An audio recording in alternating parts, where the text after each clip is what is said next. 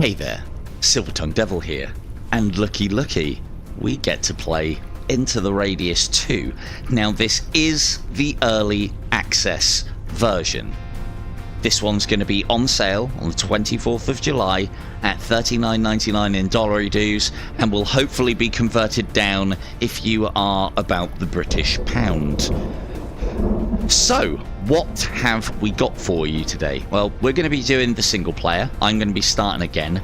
I will later on show you where my profile is at the moment. I've pretty much completed the game at that point. There's a decent amount of content here. There's good, I'd say 20-30 hours if you do everything, and then, as we know from the Into the Radius experience, you can just keep on going out there and do what you want. I will quickly breeze through the early access notice. Welcome, Explorer! Before you head out into the Radius, we'd like to remind you that this is an early access experience. I don't know how to say bold, but maybe I just have to shout it louder. You may encounter bugs, and the game may differ significantly from the final version. It will. Some visual, sounds, or other aspects may be temporarily and not represented of the final quality. Also, please note that only a small portion of the planned features and content are currently available. We'll be adding them throughout the early access period. Now, with all that said and done, so this is the closed beta thing. Can't remember what I wrote. What we'll do is we'll start a new game. We will have the tutorial on so people can see what's going on. There is only easy available at the moment. Until this most recent iteration, I was very much getting my ass handed to me in easy. You better believe it. And it's still very capable to do so now. Doesn't feel like easy. It's not. It's just a placeholder. It feels more like somewhere between normal and hard. But right, enough of that. Let's get in there.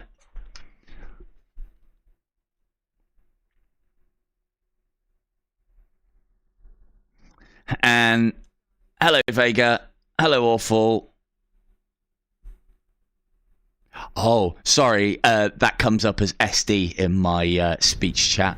I assume you're going for Sid with the old exclamation mark. You'll probably be called SD though, so just one T away from me. Right. Welcome back to life. Thanks very much. It's great to be here. Set your dominant hand. Get comfortable. We'll go with camera. Hold items because, yeah, we're trying to get the VRs. Insta snap. And there we go. You can change settings to the menu at any time by pressing the menu button. Cool. Turn thumbstick right and left. We won't be doing a lot of that. One of the things that is quite cool about PCVR is you guys won't be able to see my Guardian when it comes up, which is nice. Move with the left thumbstick. And there we go there. Now, quick little one. I have this on medium graphics. I've put the foveated rendering strength up to narrow just to try and help the performance of my PC because I'm streaming at the same time, and I've got the resolution at 100. If I bring it down a little bit, I can get a little bit better performance. It's playable, quite playable for me at 100. Anything more for that and my PC doesn't like it.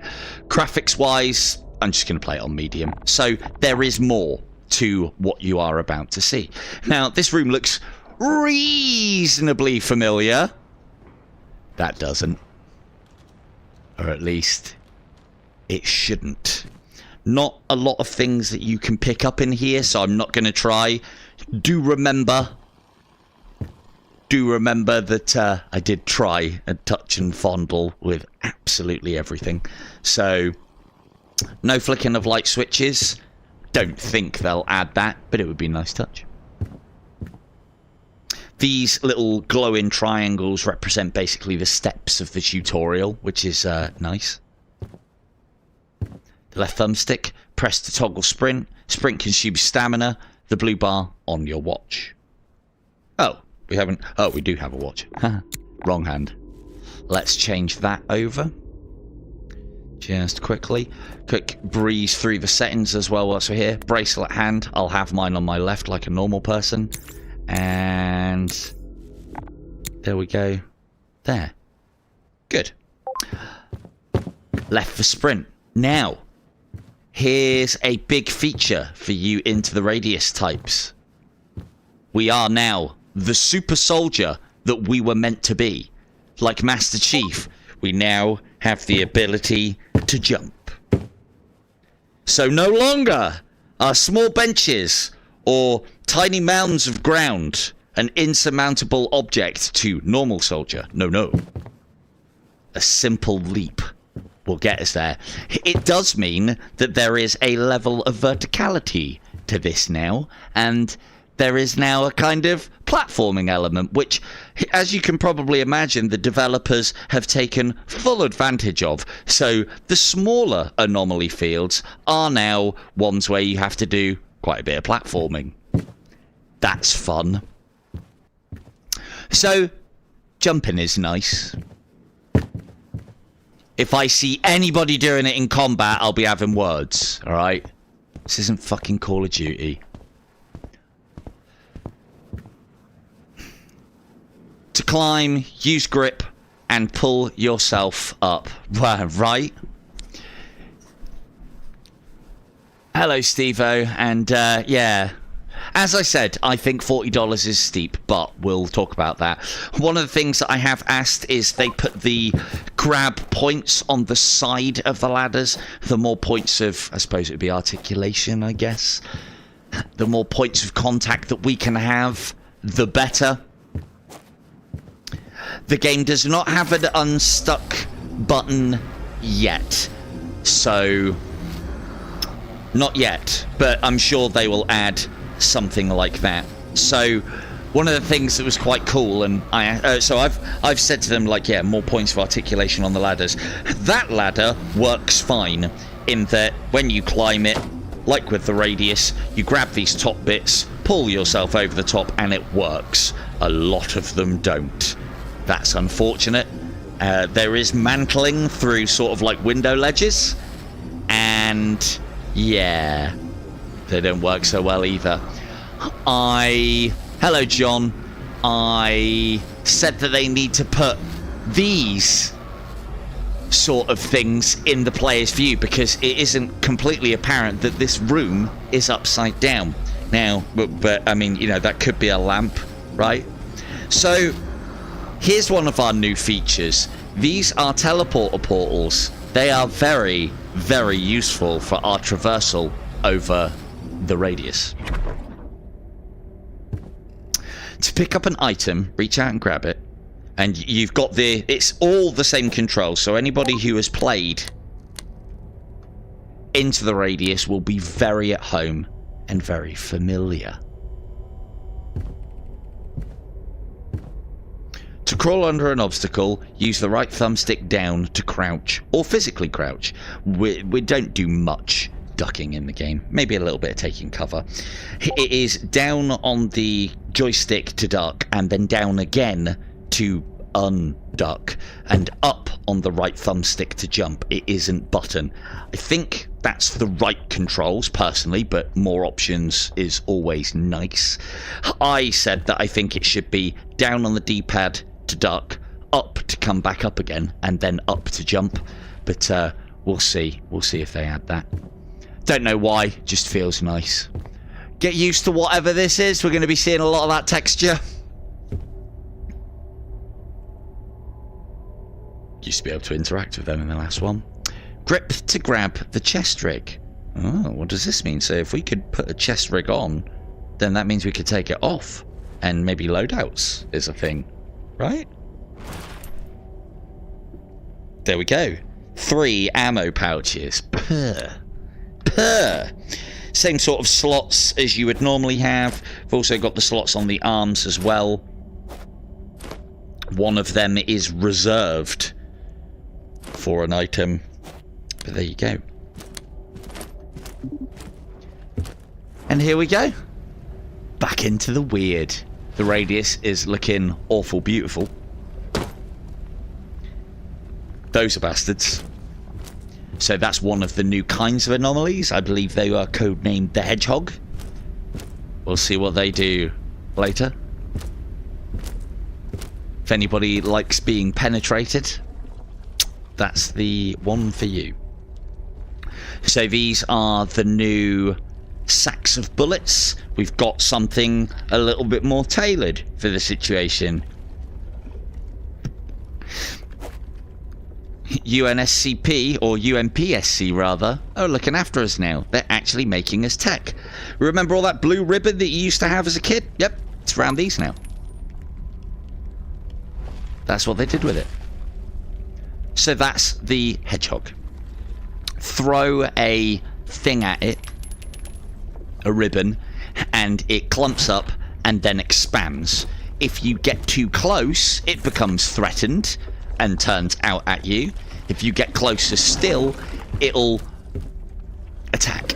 It'll go into that little clumped state. The way that you deal with these ones is that you throw a ribbon at them to get into that state, quickly run past them before they throw the spikes out.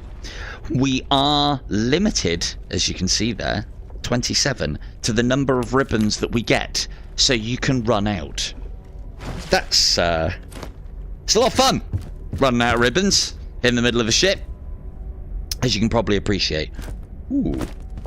Hello, fourth wall. I never tried to get up here. Damn. Okay, can't get up there. Oh, actually, you probably can, but I'm not going to piss around too much. There is a lot of blood water in the radius. Now, I usually associate this blood water with, or like deadly water, I suppose, with the later levels on Into the Radius. And we have it in most stages of the game at this point. The floor is very much lava, so as you can see, we could, if we were idiots, die in the tutorial. Isn't that a lot of fun? We have good old stims.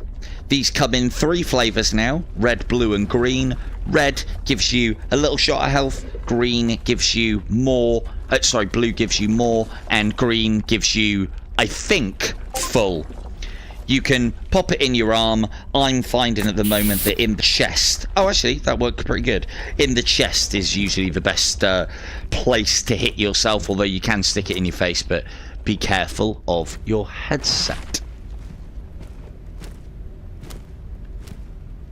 Possibly. No, it's a good theory. I think it's personally that the radius is expanded to encapsulate more area, and things are getting nasty. The anomalies are arguably more complex and more deadly, and react more to the player's presence than anything else. One of the things that I was still sad to see is that the radius anomalies don't hurt the enemies. But I mean, you know, that's fine. If the computer needs to have friendly fire on, that's fine. Oh, friendly fire off, that's fine. I want friendly fire on for the cooperative because I'm not a coward like the radius. So, welcome to Bullet Loading Simulator. Yes, it is just as addictive and just as pleasing as it ever has been. Set the magazine into the pistol. Switch off the safety. I've actually already done it. There you go. Use trigger to rack. Good. Good. Look, see? Trigger to rack. Because it's your fingers. The amount of games that have grab to rack, just, it's so annoying. Shoot the targets till the magazine is empty. We now, after a bit of complaining, have those little, can't think what they're called now, the little chemical lighting at the top as opposed to irons, because we're going to be doing a lot of work at night as it happens. So here's the thing as well that those of you may notice. Now, the finger's a little bit off for where it needs to be as far as positioning is concerned. As I put pressure on the trigger, my finger moves to actually hold on the trigger, and then from there, shooting should be a gentle squeeze and then a follow through, i.e. pulling down on the trigger. Thing is, I don't know if it really affects your accuracy. I think it's more to do with the fact that if you slowly but surely squeeze the trigger and keep everything straight and follow through, which is as I say, pulling the trigger down.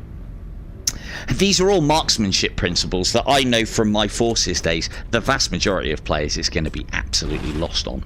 Hold trigger to open the box, and one cartridge will pop out. Oh look, where have we seen this before, Ghosts of Tabor? And same old thing, we can just jam the magazine into that, and then there we go, slides away. Thankfully, and this is something that they had this from the get-go, we can release the action, because the weapon is cocked full back at the moment, we can release the action like you would be able to do with a real pistol with the B button. Or X, if it was on the other, or Y rather, if it's on the other controller. And then, again, same thing, pull magazine out and inspect and whatnot. One of the things, my first little tippy tricky thing, I haven't reported this as a bug yet. I probably won't, because I kind of like it. Ammunition. Put it near the gun to reload.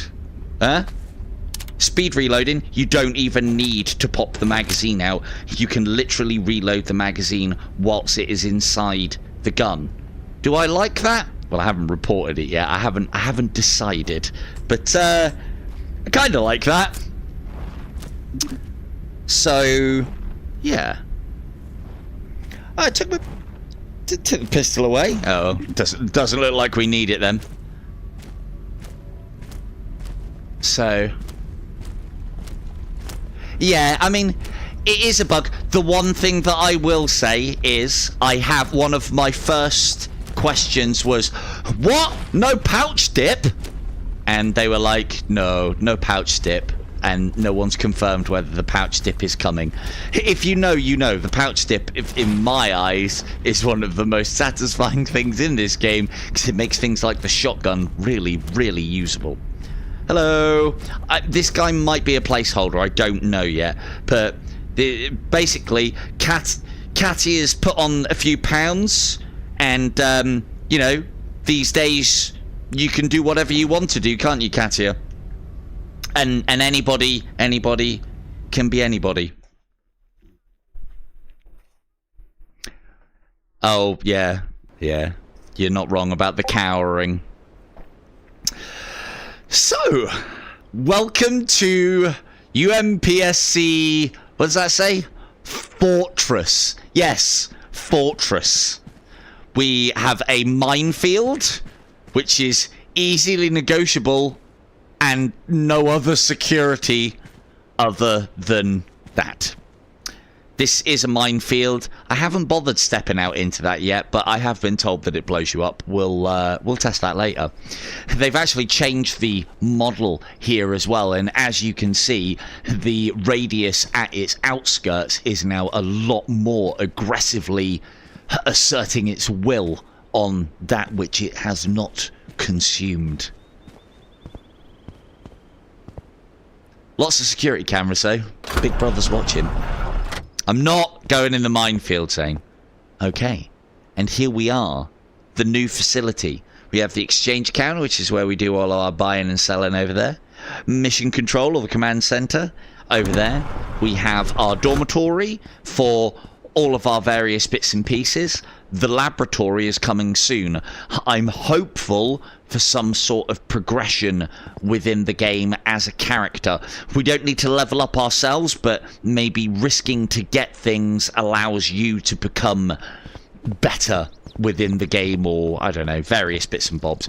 I mean, a little bit of progression would not go amiss. Hello, Weebs. This will be the shooting range, currently under construction.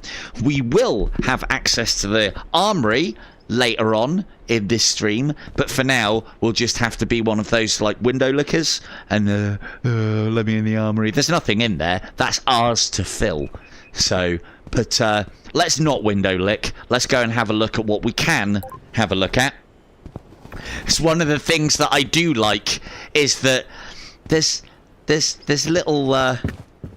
little windows like this where we can do maybe a little bit of dogging whilst our companions are sleeping, or, well, wouldn't really be dogging. What would it be? Peeping? Little bit of peeping? Yeah. So, but, you know, fun with friends in cooperative, perving on them whilst they sleep. Happy days, right? So there are a few things for us to pick up, as the Radius guys or CM Games always do. So I'm mainly going to be using that shelf.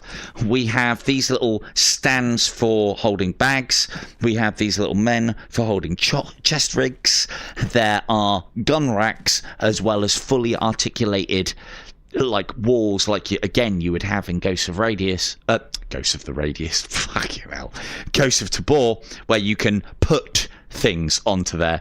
At the moment, if you then save and load the game or go out and come back in again, as in go into the Radius and come back in, there are some very stretchy, hilarious results. I'll show you my extended mags later. These are the dorms, which, we can get up into the top bed, so, you can just have a little chat. These are all shelves, by the way. You can put things on top of them. I've taken advantage of that. Lots more racks, lots more dummies. Oh, well, hello. Oh, did it have to be a PM? I suppose it did, didn't it? Take those with us. I've got nowhere to put them. Not yet, anyway. We'll be back. We'll be back. You can go straight from your dormitory into the armory. We need our security level up a touch. Sleeping no longer heals you in the game. You have to rely on having a shower, a healing shower.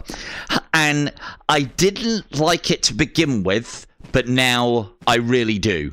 And the reason being is because sleeping was always a really overpowered mechanic. I think there should be some advantage to actually kind of making sure that you get enough sleep. Not a disadvantage. It shouldn't be something that's forced on the player. You want to complete the game without sleep in a 96-hour period? Well, then you should be able to do that. But sleep should have a benefit, like, Fallout used to have the well-rested perk. So, happy days, right? I mean, I feel pretty good after a shower, especially when it's got that green shit in it as well. So, I think it's supposed to be a decontamination shower, and as you are taking damage, you are being contaminated. Let's think it's that. We'll have a look in there in a moment. Look at this, though. Look at this. Little checkers table. They don't magnetize. They don't. These are literally just little items put there. I don't think they've considered kinging, but yeah, little items put there, and cooperatively you could have a little game of checkers. Isn't that fantastic? And then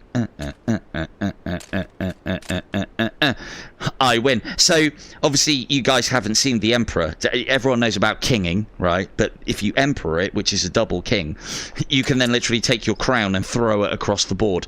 Nobody play me at checkers. I know all the strats. All the strats. So it already is co-op, John.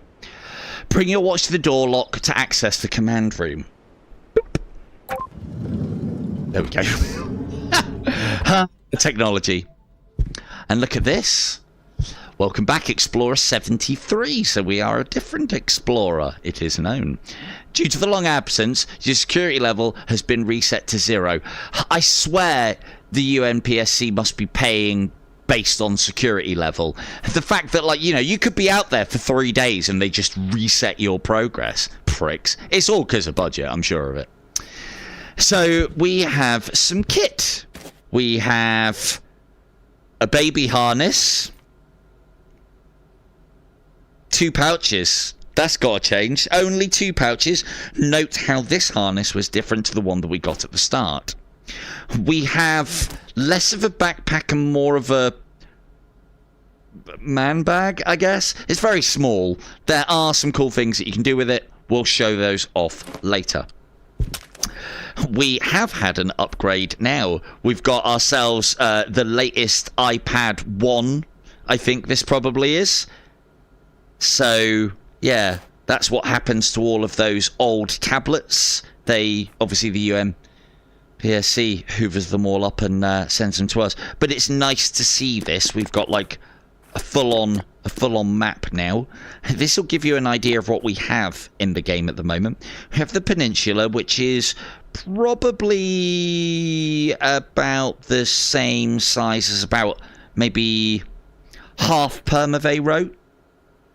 And we have the forest, which is probably about 4 times the size of, I'm going to go on a limb and say, Kolkov.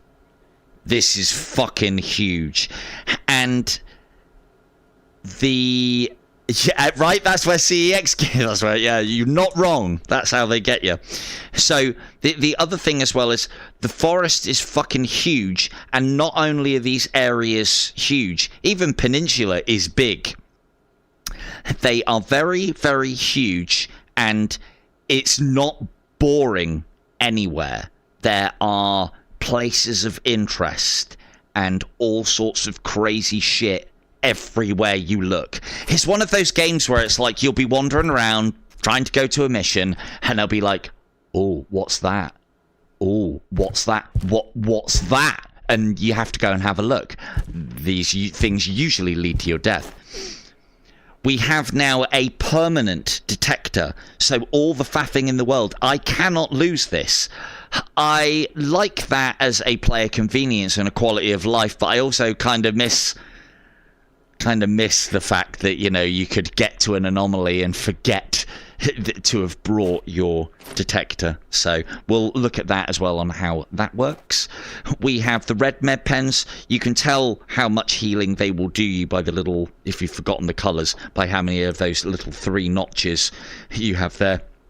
I think we might be able to get a pregnancy test on the blue one as well, potentially. It does look very like that. So...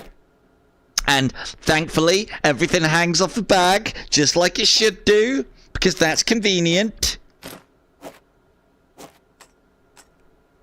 Good ammo in the top left-hand corner. Lovely. Oh, better take off the safety and load the bastard. Press checking is a bit spotty. Sometimes you can see brass when you half-cock. Other times you can't. Some weapons have it, some don't. And trusty torch. There are no physical barriers in the backpack. No. Oh, sorry. There are. I'll show you. I'll show you. Right. But no, there's no... It's the same backpack as we had in the original Into the Radius in how it works.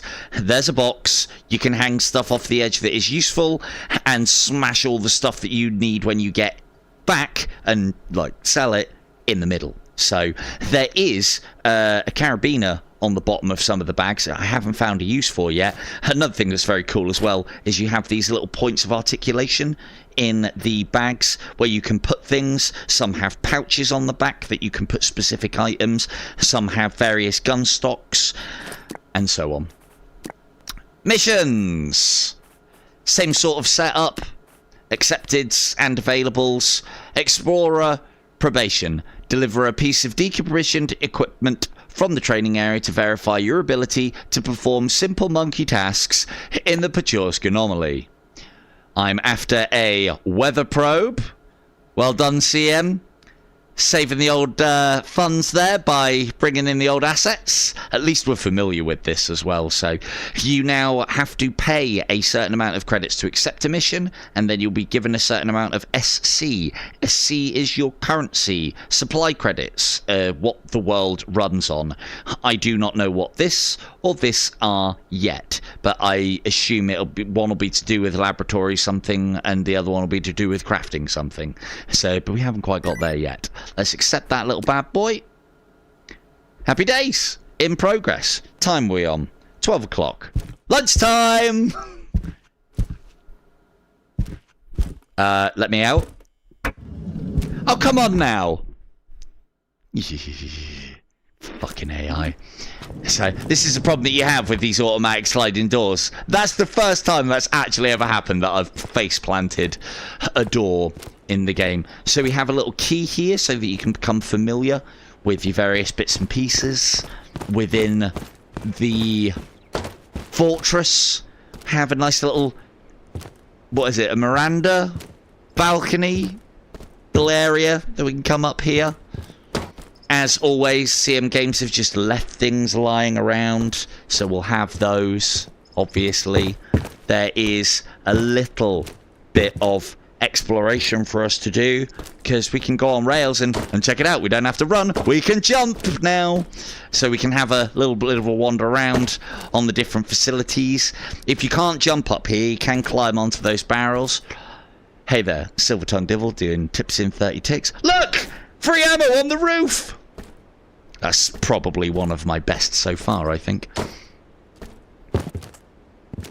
So, that's a thing. Let's go and chuck that all in our dormitory.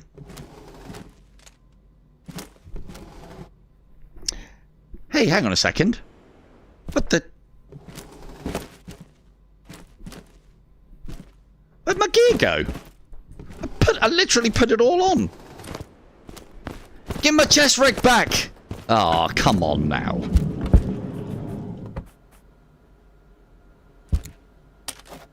Maybe I was talking too long.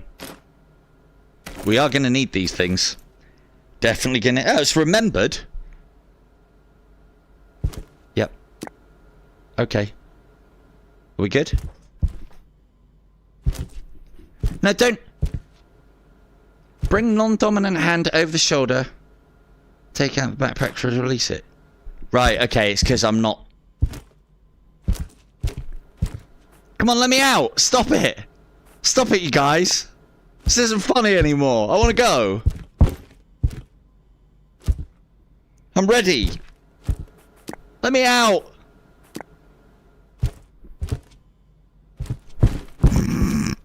To be fair, I never had anything like this.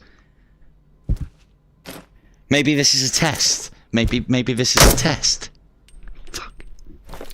Okay, it's not a test. Ooh, shotgun shells.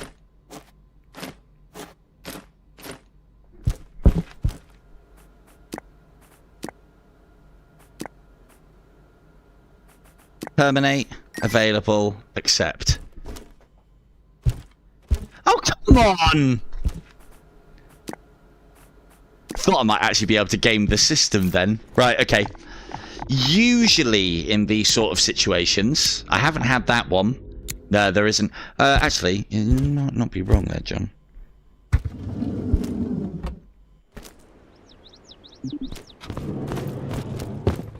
Locking me in. Oh, it keeps on... Why does it keep on taking my... It's taking my stuff. Why is it taking my stuff off of me? Right, okay. Let's... Save game. Empty slot. Load game. Try this again.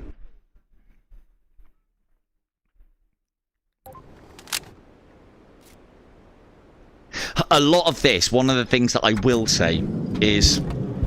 A lot of this may actually be down to the fact... Oh, there you go, we've got everything back. A lot of this may be down to the fact that I'm not following the instructions to the letter. Do so and you'll be fine. You won't get locked in. Why is it doing that? It's kind of... I thought that might be a way for us to get loads of rigs and loads of backpacks. Should I get out the window? Can't. Grab the tablet. It contains the map. I've already got the tablet. Hey, we got out and we got the things, all the stuff. There's probably an exploit there. Little touches, no smoking in the Explorer facility. Yeah, sure, whatever. Stub it out. Okay. Need this. Don't need these right now. They'll come in handy probably later.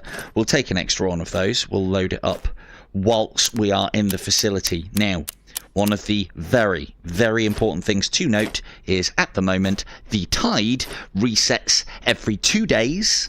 And if that wasn't bad enough,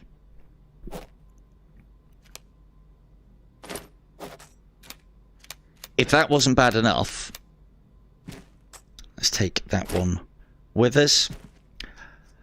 Oh, no, smoking's in the game. Smoking's in the game. There is no stamina management at the moment. There will be, though. But not yet. One last thing to check, and then we'll get out there and do our thing. The exchange counter is probably my favorite feature of the new game so far. So they've gone really overboard with the little trash dispenser for all of our gear, and we now have a proper heads-up display. I still don't like the whole point of the whole point with a pointer in hand in VR. We should have like a little thing that we bring up here to sell, or a little touchscreen panel. These are things I've asked for. I think this is lazy in VR, just having a pointer. It gets the job done, but fucking hell, there's so many ways that we could do it. Anyway, so that's where we sell our things, and welcome to the shop. Security cameras. This place is locked down. Theft is possible. However, you'll never get away with it. And here we are. The UNPSC supply depot. Here, explorers obtain equipment in exchange for supply credits. No item can be used inside the supply depot. To obtain an item, pick it up and place it in your backpack, chest rig, or body slot, then confirm your choice on this computer. This is much more like it. So we'll have a look at the rigs, we'll have a look at the backpacks, then we'll have a look at the weaponry, and then we'll go and get a fucking game played. So this is the starting rig. You can also choose left or right. And it is literally a case of when you have the security level, you can pick these things up and try them on. So you can't leave with them, but you can try them on and put everything in and see if it's what you want. None of these have any moving points. As you can see, this first one has more pouches, gun holster here, and then a two-hander holster at the back. They all have the pouch, but it can vary on what side it is. Some have pistol and no back, and just a different configuration. And then others have sort of like your chest holster, so you could in fact carry two pistols if you wanted to. I'm not a fan of this because you can also put sort of like longer weapons in there, and then a lot of the time you're trying to grab one and you end up grabbing the other, and it's a bit of a pain. So two pistols on this one as well, and the 4 slot. And then this is when you know, and things again, this is when you go to war, is when you get this one. And it's even got the really shitty camo on it. You know that this is some Walmart warrior going to war. But we do have 6 pouches, pistol, overhand, and our little pouch there. Bags wise, as I said, we can pick any of these up and they just become an item in the game and then replenish themselves, but we can't leave with them. You do have to pay for them. As you'll see, the next one has an additional weapon rack, has a carabiner, which I haven't found a use for yet. I don't think there is anything. It seems strange that it would have been put on there. I thought you might be able to, maybe we'll be able to clip keys to it or something. I don't know yet. And then sneakily there's a little pouch on the back here, and like we have these points of articulation to add items, that pouch there you can put other things. So that's where your fags and your lighter go, so you never fucking lose them. And then big bastard bags, all the points of articulation, carabiner, weight. It's got everything. It's got everything you want. This is your looter's variant with all the pouches. This is the one in exchange with the Walmart warrior rig you go to war with, because all the gun slots. So, weaponry rise. We'll start off with the pistols. PM, modified PM. So this PM can actually take a rack on it, which then opens up the points of articulation. It is all on a very familiar to those on Ghost of Tabor, where you place the item near it, move it up and down to get it where you want, and release. So we have the GSH, the PP91s back in the game as well. You've got lasers, lights, those things attached to the front and just basically give you more rails to add other things onto. You've got your suppressors there as well. We've then got the Glock 18C, so that's your automatic pistol. I think the short magazines are the only ones that are available in the game at the moment, but they are short magazines, and I'd imagine long magazines becoming. Again, same thing that punches onto the front of these so you can put more on. And then you've got the Beretta as well. Takes me back to the Resident Evil days. And then shotguns-wise, good old trusty double barrel, longer double barrel, combat modified double barrel, so that one's a little bit more powerful. It's got that sleeker, blacker, sexier finish to it, lots more bloody expensive, and also comes with rails on the get-go as well. Basically, it's the same gun, but one's with rails, one's without. I think the stats are slightly better on that. Sliger shotgun as well. So these are all break actions. There is no pump action shotgun in this game yet. And then Sliger shotgun, 4 and 8 round mags. We've got I think it's like a ×4 magnifier. You've got your pistol sight. And then you've got the canted rails, so you can put those rails onto other rails. And yes, you can build and build and build to get the sight exactly where you want it on the gun. You can just put thing upon thing upon thing and have some truly insane creations. We also have AK-47, AK-74 SU, I think that is. Then an AK-47 and an AK-74. Again, this puppy you go to war with. That one is the big boy. You've got the SKS and the SKS variant, which is basically the same as what we had over there with the shotgun. SKS, and then slightly different patina on it, but it's got a grip and then rails on it for putting stuff. And then you've got the VAL, the VSS, and the Grazza, or the Groza.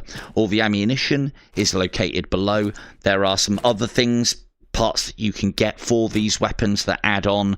There's also suppressors and silencers, and rather suppressors and gun chokes and compensators and bloody blah. So lots and lots and lots to spend our money on. And when you have the security levels, as I said, you can get a feel for how these things work and actually have a play with them before you start going. But there's no live fire in here, no.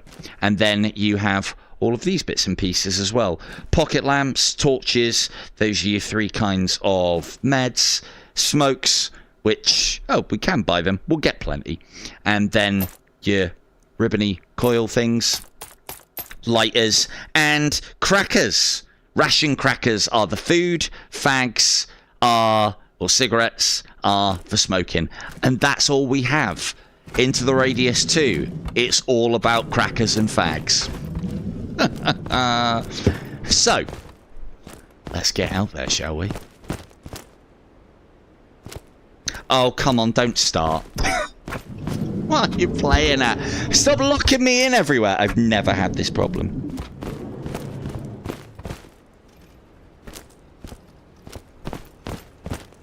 Oh, maybe there's more of the tutorial that we have to do. Hang on. We haven't got the security level for the armory yet. Alright.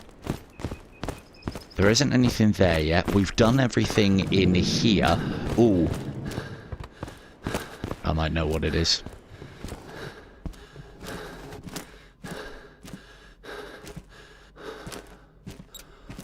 Not wrong.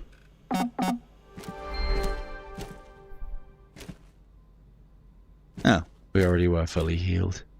Wonder why. Don't want to do any sleep. Ooh. 3 PM. That's getting sold.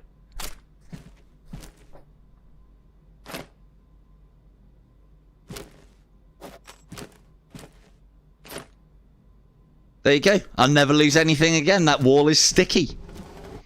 Never lose anything again, he says. Oh, let me out, let me out! I've never had this problem, if I'm honest. Must be a streamer thing. Right. As I said, usually a save and a load fixes these sort of things. I get the impression I might have done something wrong in the tutorial, though. And it's been an automatic lock-in because of it.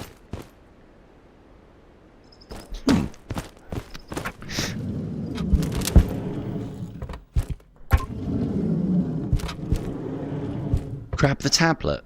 I've got the tablet. It's right here, look.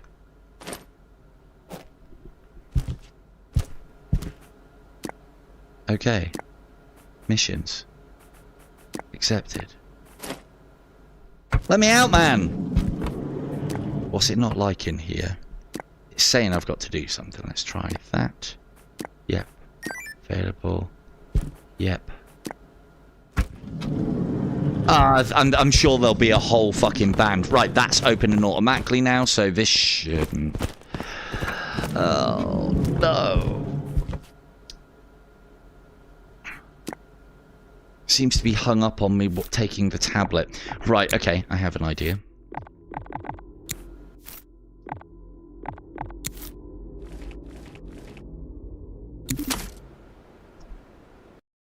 Let's try this. So, if a save and a load doesn't fix the issue, usually coming back to the main screen and a load might. If not, we've got lots and lots of autosaves. The autosave feature is back in.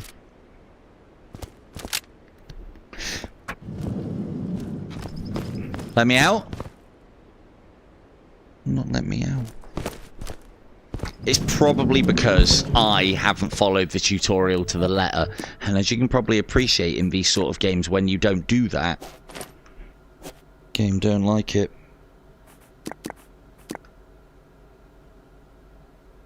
Well, we've got our mission and everything's ready to go. Let's try...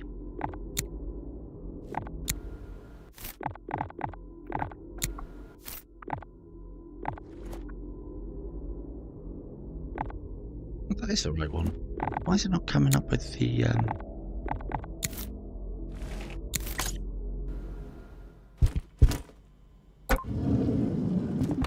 Yeah, there's definitely something wrong there.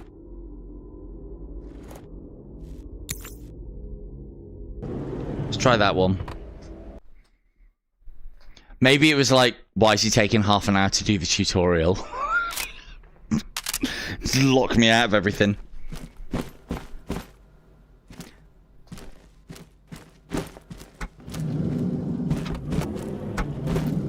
Thankfully, if this isn't going to work and we're not going to be let out, this should be quite a quick fix.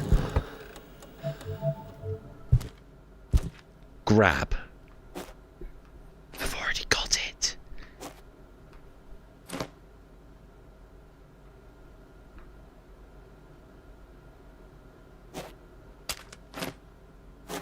One of the things that is quite cool is if you hold A and grab the bag, you can then detach the bag from yourself, which then means that you could dump the bag if it was full of goodies and you were done with this bag and upgraded to the next, straight into the depository just to get rid of all your things.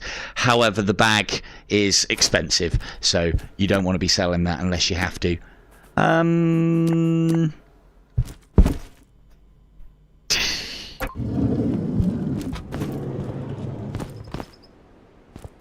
It's not liking it. Let me out! I just want to show him the radius! Oh, right, okay. So what we'll do... Bear with, talk amongst yourselves.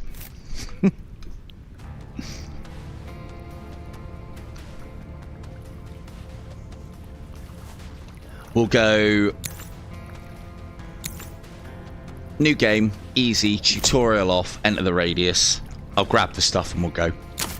Yeah, whatever.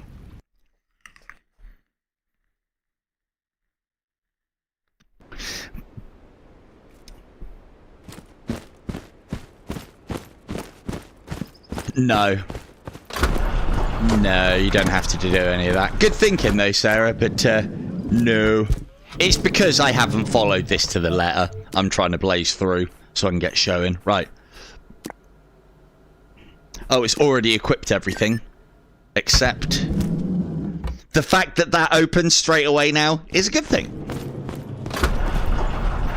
Hey, there we go. Now, as you can see, the new game option, everything's already done for us. Everything is already in its place, and there is a place for everything. We are missing one thing, though, which I'll snatch just before we go, and then we're back at it.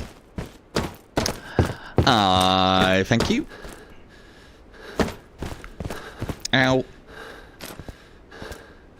Everything seems to do a lot of damage in the game, and on top of that as well, no body armor yet. And we will be going up against shotgun guys. We will be going up against automatic guys. And yes, I'll jump in the minefield later on, Zane. Promise. So, this one is... I think that this is a little bit of like a graphical bug for when you're going in. But I don't know, man. The mist side of things. Like, I've said, like, there needs to be a level where this happens, or this, like, weather effects is something that I would really like to see. And not just normal weather effects. I want to see rain coming from the ground when I'm out in the radius, you know? And just all sorts of silly stuff like that. Hail coming in sideways. That sort of stuff. Because we're in the radius, aren't we? So, right. Game. Actual game. I've managed to spend an hour talking about the tutorials sorry. Right, so. Here we are. Welcome to the radius. This is the peninsula. We do not have a lot of time. That little noise that you hear indicates that whatever objective I have either hit a marker for it or have completed. So as you can see here, if we zoom in, you'll see that's where we came in. This is where we need to go. Simple. I'm hoping that they add different center items to that. The school chair is cool. That's where they all go. But I want more different center items and different kinds of stuff. Oh, yes. Yes, there is the tide. We have 2 days. Thanks, actually. Awful. That's not a bad shout. We're good. Good old KKOCCBBVVVVR. So, yeah. Welcome to the world of the real. So this is almost like a little starter island until you get into the main game. We'll spin through this and then we'll get my ass handed to me in the forest. Now, here is a very cool feature that I really like. You know all those fags that we smoked in the first game? Well, look, the radius has made little clumps of them, and if we collect them, we get cash. The tide, 2 seconds. Hello, Adele, and no, the tide now is deadly. You are killed by the tide, and at the moment, there is no indication that it is, like, encroaching on you or coming in. Your eyes close, you are dead. So the tide is now deadly. There is time pressure on us into the radius, because when a minute is a second, as you can see, and we only have 2 days until the tide comes in, all of a sudden, when this is starting to get down to a day and such, you need to start thinking about going back and resting and waiting out the tide. You can wait out the tide in the safe houses. There are safe houses all over the place. So I mean, I like to think that they're ash. You'll hear like a little burning sound when they are nearby. And as I said, these are a nice little thing that can be fucking anywhere. And cunningly, or by accident, or on purpose, the devs have made that sound similar to deadly anomalies in the game. So it's like, oh, is that some radium I can hear? Oh, no, I'm dead, because it wasn't radium. Anyway, there are... Oh, well, hello. Hello. Now, this is a feature that I asked for specifically. It's very important to me that I can operate cigarettes completely using one hand. I thank you, CM Games, because that for me was something that I always wanted in the first one. As I said, there is no stamina depletion now. We don't need to worry about our stamina. I'm sure fags will replenish stamina at some point in the game, but stamina management is not a thing yet. So, look at that there. Now, you might be able to see it, and I will set it off. But you may... Oh, no. Oh, yeah. Those little trumpets of death. Anyone recognise those? That's right. Reflectors are back in the game. Any of you Into the Radius pinball wizards out there?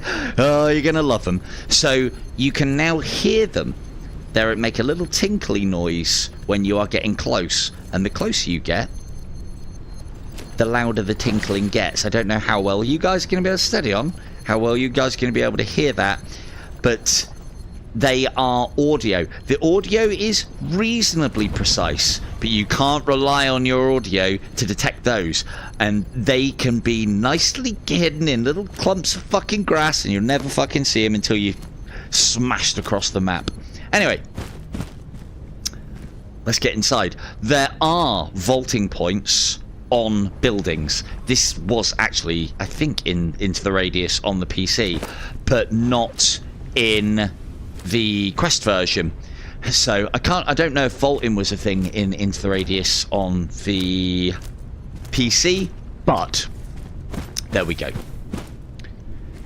And our objective is actually up there, and we need to do some climbing. Ugh. Day's already pulling in. We're already losing light. Get the loot. Oh, I hear a burning. Now, loot can be just scattered anywhere, but it's these crates that we are mainly looking for at the moment. I think this idea is maybe a little bit of a placeholder, but these are little crates, and these little crates have the things that we need. Green ones are usually ammunition. Blue ones are usually meds, but they can vary. So as you can see here, little blue tray. I think it's something to stop players missing stuff when they're looting, potentially, but that doesn't mean that there aren't things that you could miss. Like, you know, little magazine there, just on a shelf. Oh, where'd the torch go? There it is. Hey, look, we've got light sources as well. I can just drop the light and it stays on. Because PCVR, people. Master race. Is there something to pick up there? I swear there was. Might be something outside. Unfortunately, cigarettes do not go back into packets at this time. They are working on it though. Can hear that burning. There's one.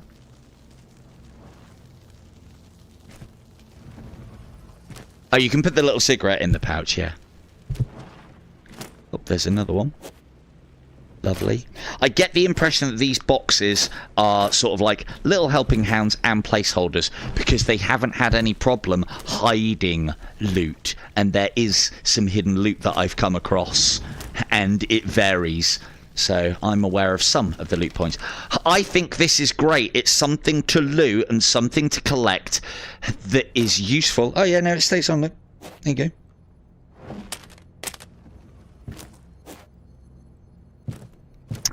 And those little things that you pick up, those little ash clumps, I think they're called, like, someone said it in the chat, it's like radalium or radalium pellets or something along those lines. Those little clumps of previous explorer fag ash make us money. So they are a pickup for free because we don't have to carry them. Come on ladder. The ladders that are important in the game at the moment do work well, is that you can just do that on the top of them and get up. A lot of the ladders in the game are not like that, so you find yourself having to still catapult your things. So yeah, I mean, that's probably the most logical place I've ever seen one of these. So there you go. Radalium fag ash. Clumped fag ash makes the explorer money. So mission complete. Great job, everybody. Let's head on home. But we could have a little loot first. Let's go and have a little bit of a look around. Now, bear in mind, you'll hear like the little brushes of the foliage as I go past it. Lovely water of death over there. You can find various bits and pieces on the coast from time to time, but one of the things that I have found, which again I think is a great design feature, is that ash can be on fucking anything.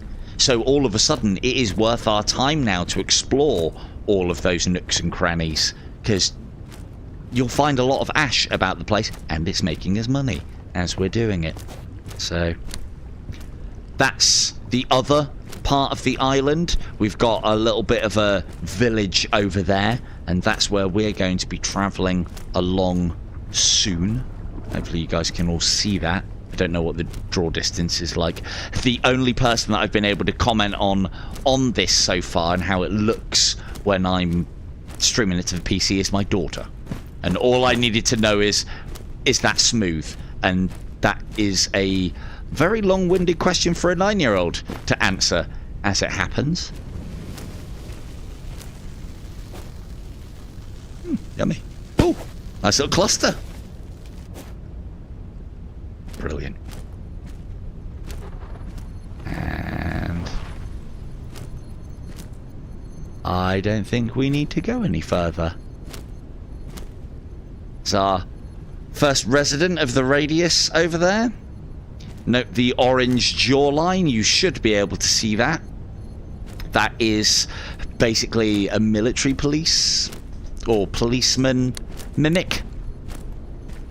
And I don't know exactly. One of the things that I've asked them to do, I don't want it to flash up on screen how much we're getting when we pick them up. And I don't even know if that is going to be what that mechanic is for. It might be something to do with the laboratory at a later date. But from my experience, it doesn't matter how... Well, that is true, Sarah. I don't know how... if there's much variation, but I think it's about 50 credits. Well, I think it was actually 48 credits per clump. But I don't know if bigger clumps give you more yet. Hello. So, no longer do we have to find a route yet. This may be to stop players having to go through the peninsula to get to the forest. I'm hoping to see that return, because pathfinding to get to the places that you wanted to be was a very big part of the radius. It's all part of the planning and preparation of... Right, let's see, just for saying, see if the minefield works as intended. Let's just make sure that one. I was gonna try and do a no death run, but right, let's see if we can get that sensor. Oops.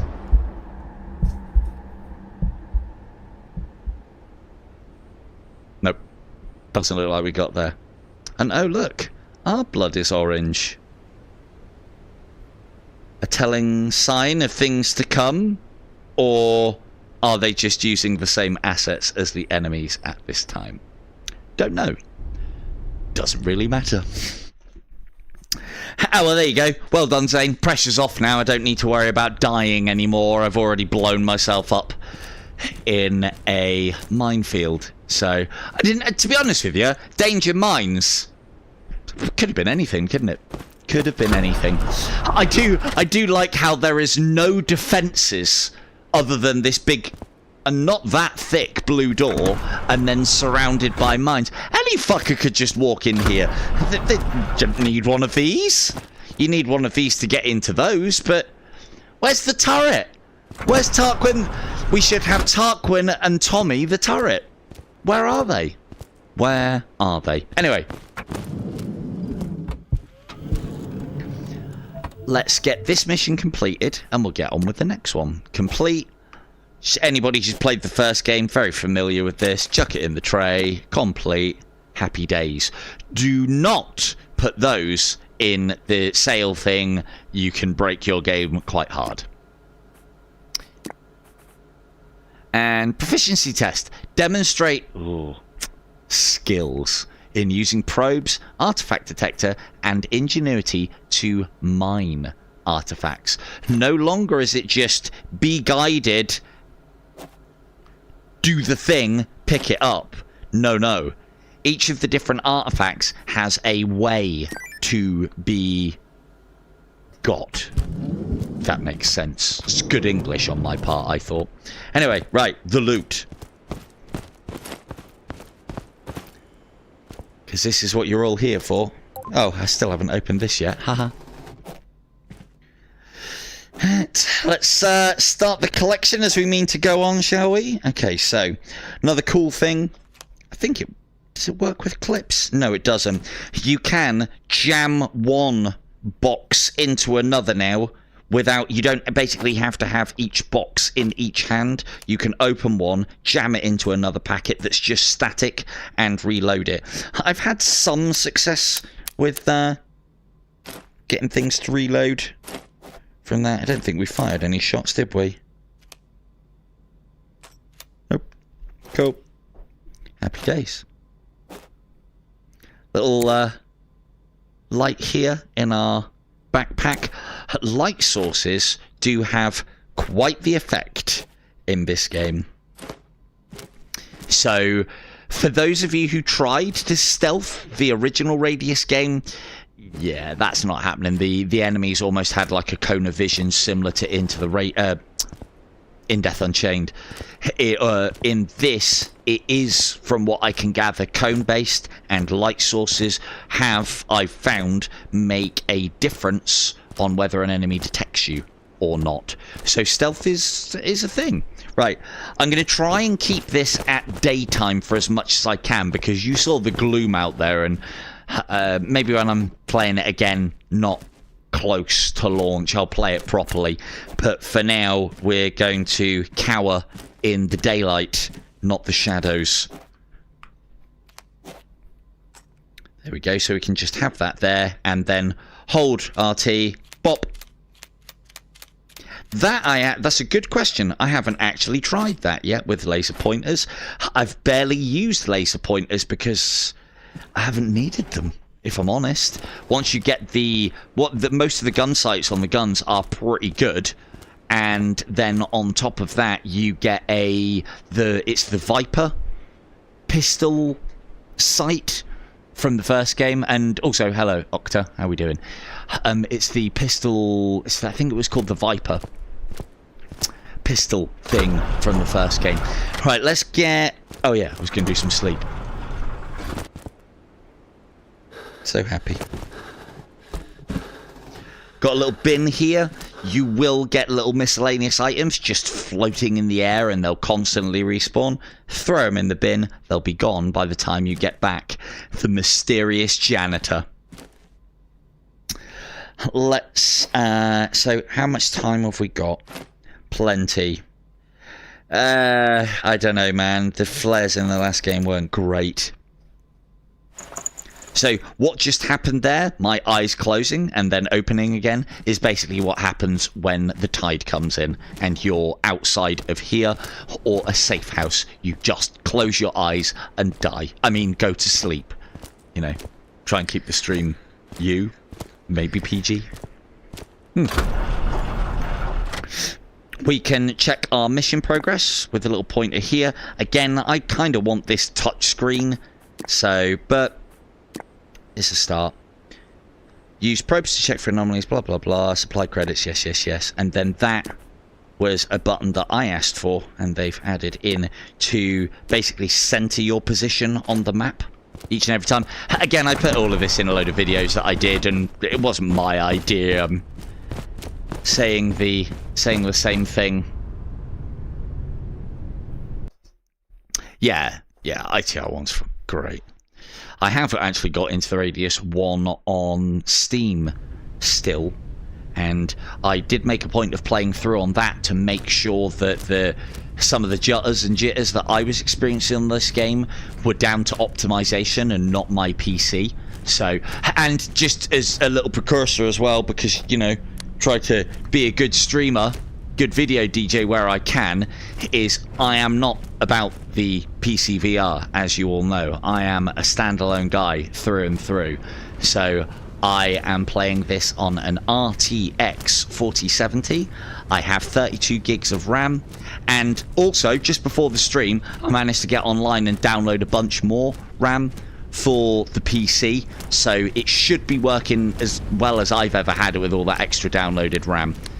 And yeah, if anyone else has got anything that's worthwhile downloading to increase the powers of my PC, I know, don't be silly, I know you can't download gigabytes. RAM, however. Right, so, here's our first man. We need to go that way. I don't think the light from the tablet can set them off or improve their visual distance at looking at you. I am going to be asking for that, though. I think if you are not prepared and you start doing all of this stuff whilst it's enemy time, you should be punished. Now, hopefully you can see well enough. Let's just make sure we are... Safety was on. We weren't loaded. And let's see if we can get nice up right close to the bugger and take a look-see. Nope, he's seen us. In fact, to be honest with you, he might have heard us.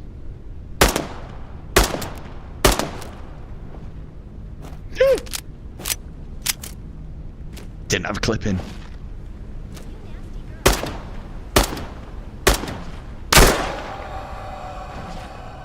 Ooh, one and done. Get out of here. Look at that. Back to heaven you go. This is a touch that I really like. And look how it gets all up on the... If you hit it near the right foliage as well, that blood goes on, like, sticks, foliage and stuff like that. Every time I see it, I think of that musical. You know, the one, If It Bleeds, We Can Kill It. So good. Really nice touch. And that blood splatter, that orange blood splatters all over stuff. Yeah, the reason being is I thought the gun was still in a fireable state from when we did the first one. I haven't rechecked, so that's my bad. Right. Look at that. Lovely. Misty morning. Good old misty morning for some radiusing.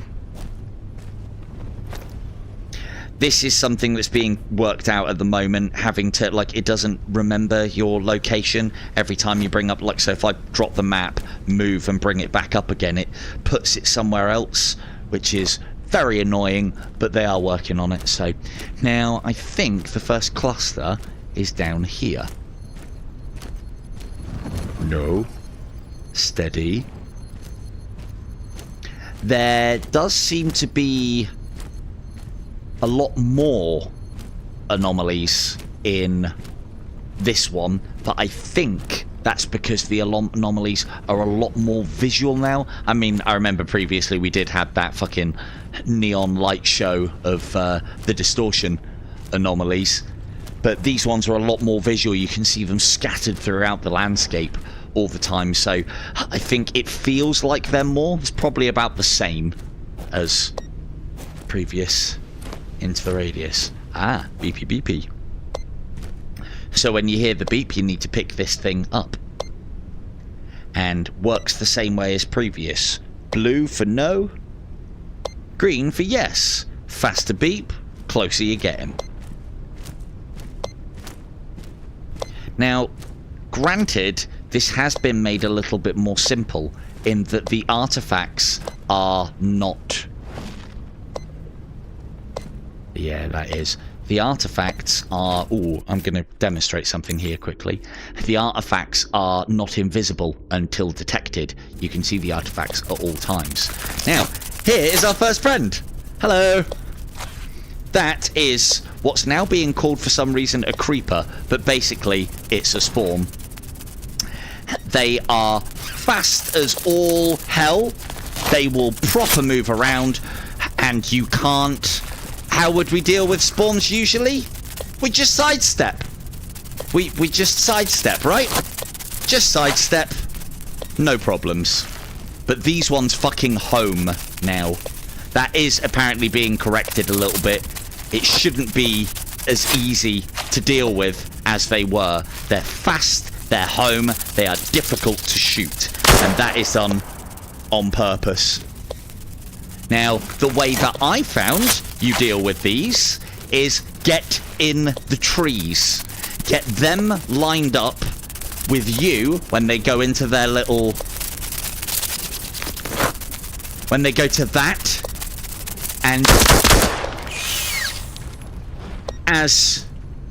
hello KO, and as KO is seen, you can see that they are made up of like ribbon, some kind of ball in the middle, and scissors. If you go into a house and you ever hear the clitter-clatter of scissors, you fucking check every single corner. I have been bushwhacked in too many houses now. Just like creeping around every corner and looking around, and those scissors are getting closer and closer, and oh, they're on the fucking ceiling, and you're dead. Fucking brilliant, I might add. We should be okay for life. I've obviously lost a lot of life unnecessarily there. Now, if I was still beeping, we'd see that this is what I need. So it isn't a case anymore of get close, press the button. That we now have to figure out what to do with it. I would imagine you would be able to knife this. It's a simple shot though. Oh, the sound. Oh, hang on a second. Bear with. Thank you, Keo. I might not be able to do a lot about that. I think I've got the offset as I had it from last time. But that's probably going to be to do... Yeah, let me try and get it to maximum and see if that makes any difference.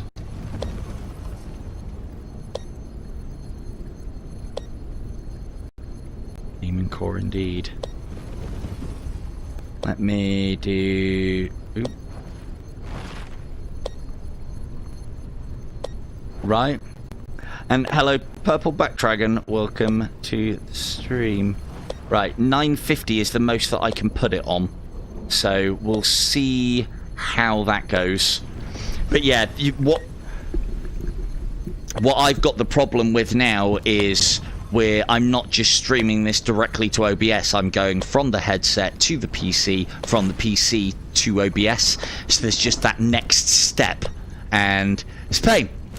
Really is, but I've increased the delay as much as I can. Let's see if that does anything. Now, there's still some beeping going on, and I just caught sight. So anomalies and artifacts are a lot more visual now. It's not about finding your way through, it's about stopping them. Now, these ones, if you try and get them, you'll see those little shards of glass actually stick you whilst you're trying to get them. And that's not very nice, really, is it? And nope, that's not going to work. That was a actual bullet. Can't be wasting those. No, no, no. Now, you'll see me in this stream carrying a lot more clips.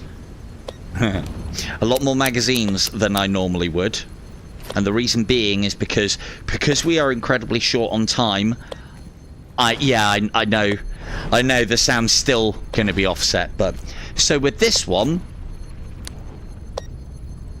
you have to use a light source to make it explode, and then you have to stand back from it to get it. So you need to, I mean, you're always going to have a light source on you unless you're a fucking idiot to get these. And that was the one that was our mission objective.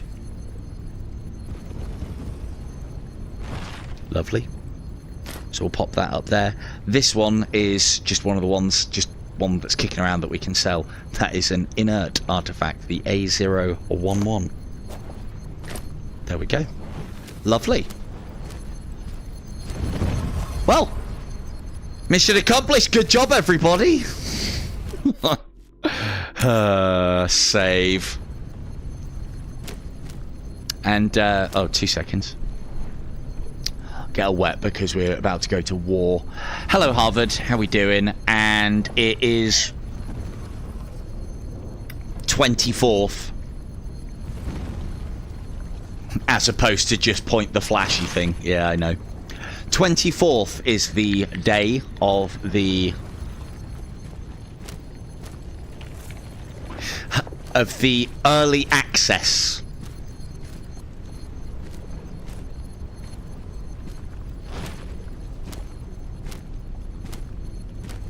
What is this fresh hell?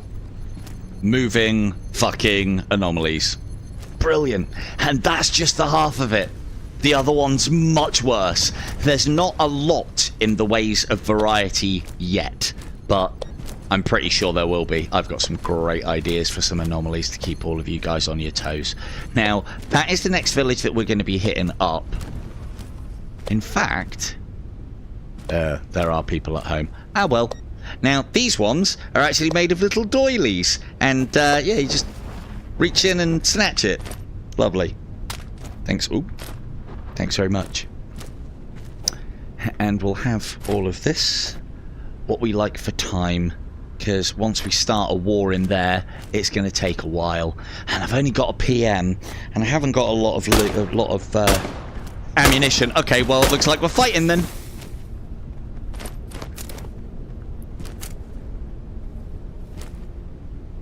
Where'd he go? Now, what I'll try and do here is like slow down a little bit in the combat so that you can see what's happening. Enemies are less likely to push your face right now, but they do a lot more. They do a lot more moving about. And look at that guy at the back there, fucking peeking. Peek me one time, Johnny boy. Actually, that's not a very popular phrase anymore, is it? But they move about, and they move from cover to cover.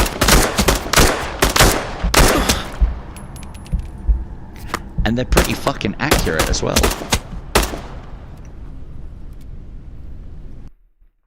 So, and you will often... So, the first encounter that you have with a well... I'm still going to call them spawns because that's what I remember them as. But the first encounter that you have with a spawn and the first encounter that you have with a mimic are singles. And then after that, it just gets nasty out of all proportions. And you'll see that even up against those firearms, if those were police mimics from the first game, even without armor, even on like realistic settings, you can still take a good few hits. We were, I suppose, at like 2/3 health, so we can die very quickly. Now, what we should do, what we should do is go back home, dump our stuff, and upgrade the gun, because I know everybody loves the PM, but it's shit, isn't it, really? So, I also know that everybody hates the PM. I hate the PM. So, we'll have a little bit of a wander back. See if we can not get our ass handed to us. We always want to be getting back to base to use the shower over... No, I don't want to take that ashtray. Can't anyway. We always want to be using the shower back at base over using your actually heals. So let's grab what we can. These guys as well will chase you to the end of time once you alert them. Ducking does lower your profile and stops them being able to catch sight of you as easy. So there is a, at the moment, small... Hello, Cynthia. A small element of stealth to this game at the moment. As I said, I believe light sources... Nope, no health restore from sleep. That has been removed. And I would say it's a good idea as well, because sleeping to recover health is A, wasting precious time that we don't have, and B, makes kind of all the healing completely irrelevant in the game as long as you're near a bed, and you can always be near a bed or always get to a bed. Now you have to use health whilst you are out and about, because you can't just bum out of combat and make for the nearest bed. So I think it's a good idea. I think it forces you to engage more within the survival element of the game. Yeah.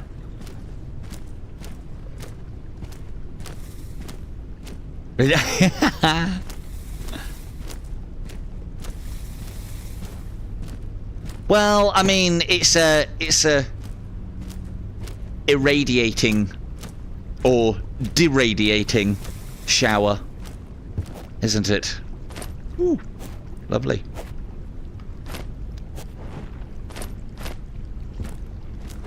Now, one of the problems that the game does have at the moment is, and I'm sure this will be fixed soon because we have reported it, the economy is well off. For some reason, these artifacts and single bullets take money off of you, whereas everything else is kind of times 10, so you can put together a lot of money quite quickly. We'll take another route back home.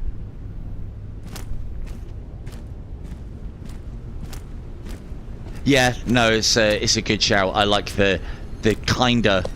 there's advances have been made, but budgets are still tight. It feels. I think they blew the entire fucking budget load on that fucking fortress that we've got. I think it's money well spent. I do. Is that an AK mag? Lovely. AK mag. Annoying that these can't go in the packet yet, but that is coming. Plenty of fags for later. Lovely. Oh, good. That's convenient. You'll note as well, a lot of the time, I'm not using ribbons to negotiate the artifacts. And the reason being is because with the new visual nature of everything, you don't really have to, which is nice. But there's times when you're kind of forced. Like, for instance, if I could hear one... Oh no, they're not hidden, they're just here. But I still put the vast majority of my things here because that's a little bugged. But as far as the...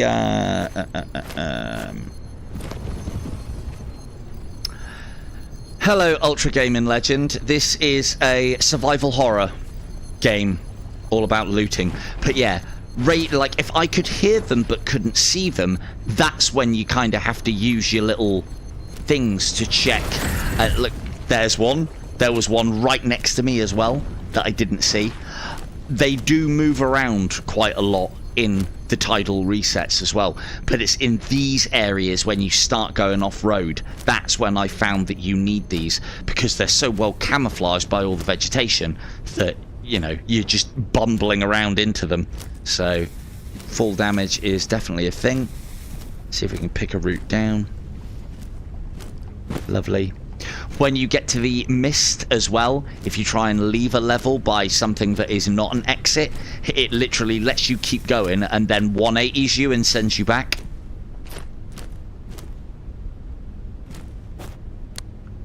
I thought the shortcuts were fantastic. They're, like, basically the shortcuts worked along the lines of absolutely everything was linked and set paths.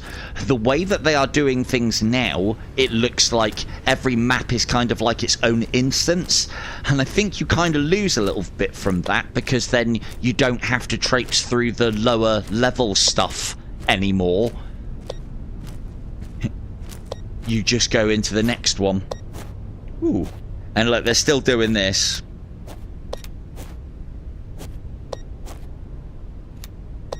Get in. Still putting bullets on tables. I told you, crackers and fags. We actually have to take the burnt cigarette out, or the finished cigarette out of our mouth now as well. Not exactly player convenient. I think I like it. Haven't decided yet. Where's that one? Is it close by?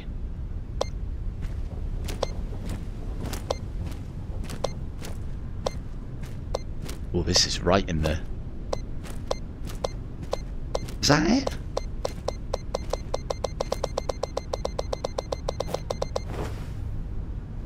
I always think it's going to bite me. So as I said, you can't lose this now. As soon as you drop it, it returns. Thankfully, if you ask me, thankfully that's the only item that does that. Everything else, and your map obviously, everything else you can fucking lose quite easily.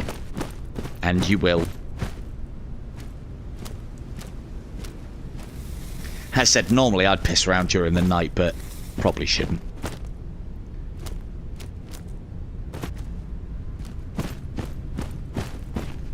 And this is basically, for those wondering, this is, oh, we can only do Scooby-Doo fucking torch now as well. There is no security guard where he holds it that way around properly, which is unfortunate because it stops you resting over the pistol, but you can kind of do it that way. Not really procedurally generated. No, the levels are always the same. If you're talking about loot, enemy locations, and anomalies, there's kind of always been a element of that. So,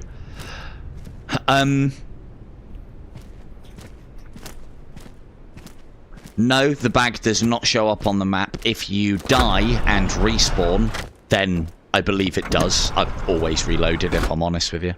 So, what was the other question there? It's a procedurally generated aspect. Now, but yeah, as I said, there's kind of always been a procedurally generated, but not the level. That's what this needs. The ability to go out there and it's just fucking random landscape, random enemies, random loot, random anomalies. And the thing is, even if the algorithm that they would have to craft those procedurally generated maps fucks up, well, it doesn't matter because it's the radius. What better excuse could you get? Does the tide reset player dropped items? No, it does not. Basically, anything that you have handled and then put back down again stays. I think that they should actually get rid of that feature other than in your safe houses, because then it's just less items for the game to have to worry about tracking. And again, if it takes up very little runtime, then if that's even how programming works, then it doesn't really matter. So, just in case anybody missed it, tips in 30 ticks, because I have to get it again. Little box of tracer up here. There are only two kinds of ammunition in the game at current. There are standard rounds and there are tracer rounds. And the tracer rounds are a little bit more expensive and only really come into their own at night, which is kind of as it should be. Oops, excuse me.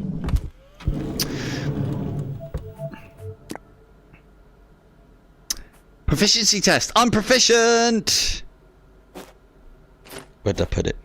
I'm not proficient. There it is. On behalf of humanity, we thank you for your hard work. Welcome. Your security level has been raised. Congratulations. From now on, you have access to more significant missions and more areas of the Pechorsk anomaly, and to better equipment at the supply depot. That's the important part now, isn't it? So we'll get our next mission sorted out. This screen can take a little while to disappear for some reason. Here it comes. Windows is loading. There we go. And, okay, so, introduction to the forest. We'll do a little bit more in the peninsula, then I will go to the forest. Peninsula artifact hunt, yes. Right, yeah. Well, that's what tracers are for. Fire control orders. Watch my tracer. Blam, blam, blam, blam, blam, blam, blam. So yeah, it would be actually quite good in that respect. You can kind of see it when you're shooting at night. It's... I don't think it helps. You can kind of adjust based on the tracers when shooting at night, kind of. Anyway. So... the haptic suit thing for me, Bucky, is it's just one more thing to remember to charge, one more thing to remember to put on. Remember that it's bad enough that, you know, I have a PC and I can PCVR and I can do it to a reasonably good level as well. I just can't be bothered because there's too many things to go wrong with it and too many extra and unnecessary steps. Hey, you can't do it from there. I'm sure I've had it work in the bag before. Empty box economy, people. Empty box. That empty box 10. For some reason, ammo boxes are times 10 at the moment. Hello, Goofy Guy. I am not a big PC VR guy. I'm a standalone console pleb. and so I can't really say too much. All I can tell you is I have a 470 standard RTX 470. I have 32 gig of RAM, and I've got it on medium, and I've got the graphics set to a resolution of 100% and narrow. If I put this up, things will struggle. I can put that up, but I don't really see much difference, if I'm honest. And I've also got to take into consideration that I'm streaming it as well. So I don't think there are minimum specs other than a 64-bit operating system and Windows. All it says that you need to run this. It's like, yeah, what about the VR headset, mate? So yeah, there you go. That's how you load guns in real life. Why can't we do it here? It's the mysteries of the anomaly. Of course it is. Right, sorted. We'll put those away. That we can sell. That will keep. We're probably not gonna, there we go, probably not gonna need it. So as you can see, this is going to sell for a grand total of 38. We are at 2,691. Sell. That is not 2,691 plus 39 is not 2,991. So some items are like times 10, some items are times 8. Here's why we're going to be collecting Anomalous. Oh, come here. Here's why we're not going to be selling these. These are what you're supposed to sell, but these have a reverse multiplier on them. This sells for 100, so this should go up to 3091. Instead, it just takes 1 credit off of us. So we'll be making a collection of those a little bit later on. But my fag game. There we are. Lovely. Right. Upgrade time. Yes. I keep thinking we've already done all of this, and we haven't. So we could. It is tempting to go for the upgraded PM with all this fancy shit on, but no, we'll go for a real gun, shall we? This is the GSH 18, if memory serves. We could. No, I kind of like the idea of having a flashlight. So as you can see, there isn't any movement on that right now, but there doesn't need to be. And oh, hello, Katie. I don't know if I said hello. So yeah, there is. We're going to sell it. That's the upgraded one. So we've got this one. This is one of the things that I always used to love about the first Radius. Changing weaponry. Oh yeah, we can't all do it in here anymore, can we? Changing all your bits and pieces over when it's the same caliber of weaponry, decanting off of all of your stuff on the first gun, and then doing it back. So note how we can start putting all of these things together. We can start putting our kit together. I can even go as far as holstering and putting the... Unfortunately, they come empty, but putting the empty mags straight into the pouches that I'm going to use them. I can even put the additional ones into my bag as well. So we can do all the things and all the stuff. This is how shops should be. I'm pretty sure Ghosts of Tabor does something similar to this. I haven't played it for a while. And then you simply come to here and then press buy. We haven't got enough money for all of that. What's it not liking? So we can then remove individual items. We don't need that many magazines. Oh, we're going to have to remove all 3. And it won't let us because one of them's probably in the magazine up there.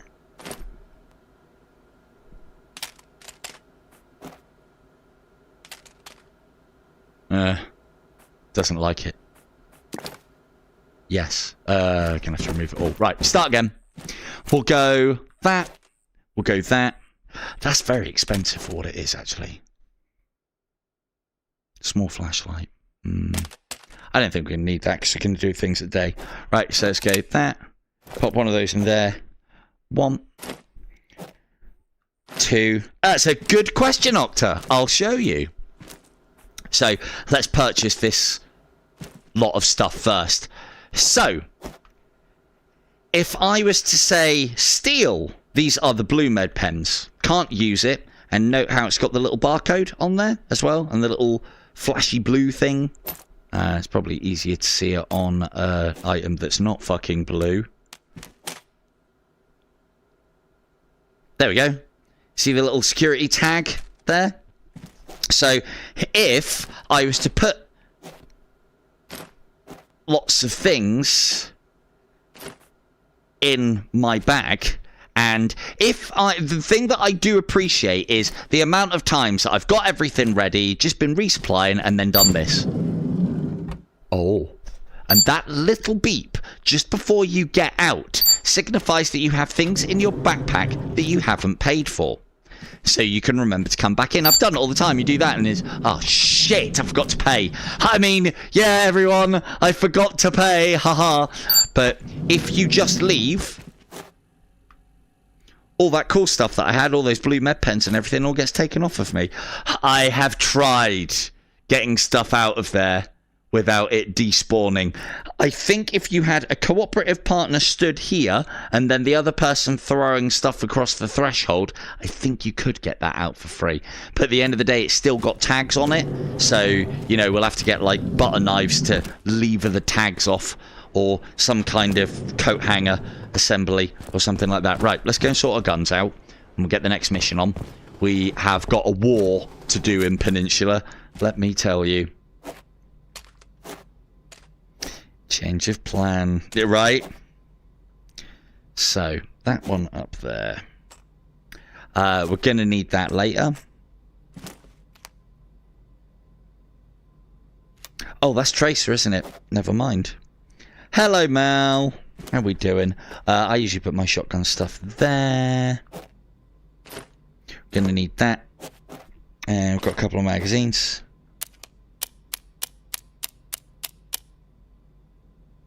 Do obviously want to try and keep this down to a minimum. It is a big part of the game, but I know, well, if it was me, I want to see game and progress, not the maintenance. But unfortunately, I need some ammunition in the guns before we go out.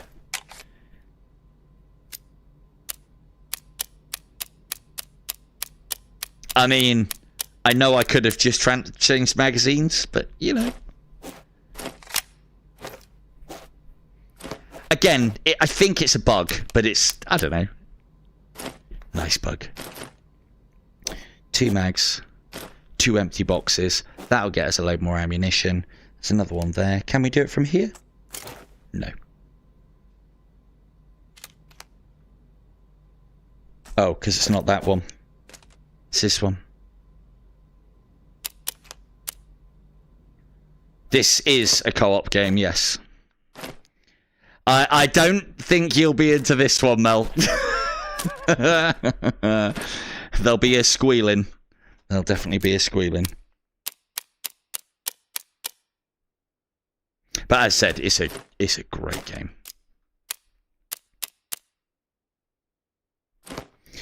As I say, you're all big girls and boys. I'll let you decide whether the value proposition is for you. No, not zombies. As I said, and as I'll say again, I said at the start of the stream as well, I think $40 for this is... Thank you, Vaughn. I think the price of entry is expensive, and that they are kind of playing on goodwill of Into the Radius players. Is that Tracer as well? No, it's not. Get in.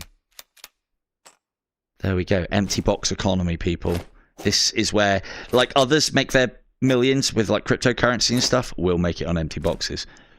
Believe you me. Follow me for empty box currency guides and strategies to life. Right, so let's go get those sold, grab a little bit more ammunition, have a sleepies, and head back on out there. Tide is in 15 hours.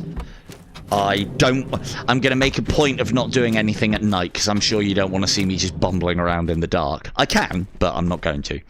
Oh, sell first. Sell.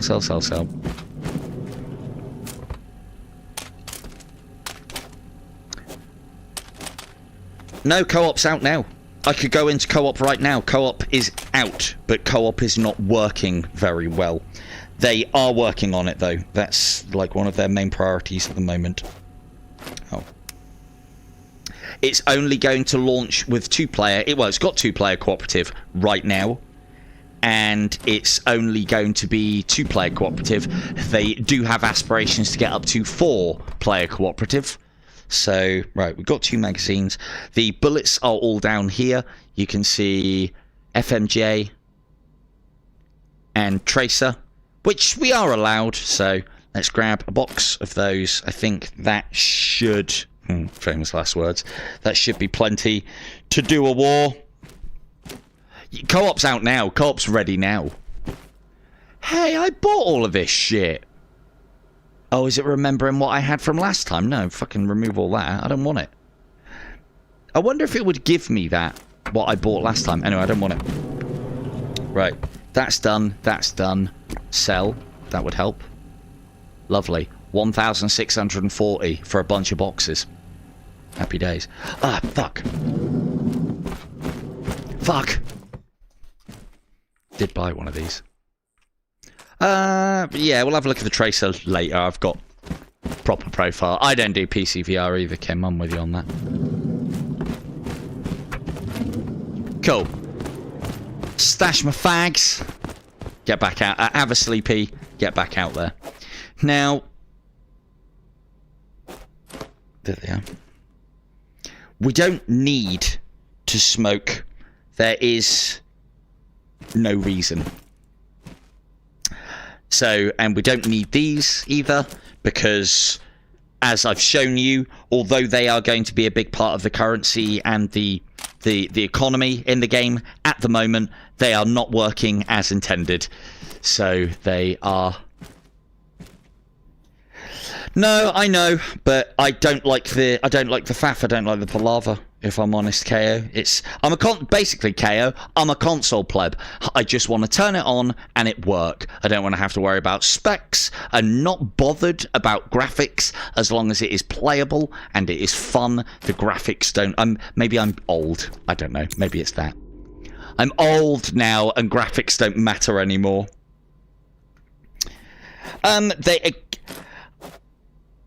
See, I'd say the other way around. I don't know about PSVR 2 because that's not the place you go to for sales. To be fair, neither's PCVR. The PCVR lot will be very happy about the fact that it is starting out on PC, so they'll get their nice graphics, and then they'll downgrade it down, and we'll get just as good an experience on the Quest. Hopefully, in the future, but there are no guarantees. Obviously the game's gonna have to perform to a certain level. Now we are 10:30. We've got 15 hours to eat up. Let's go to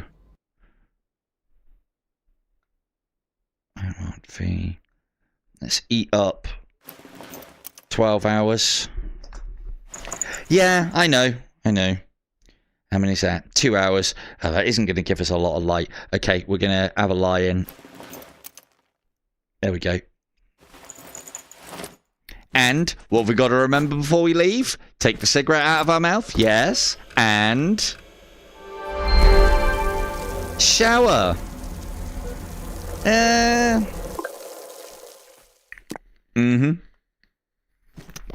It'll come out on the Quest when the developers need to make decent money. Basically. I have no figures to back these statements up, but let's face it. A 1066. Right, done. Good. Ready to go. Yeah, I know nothing about graphics, so...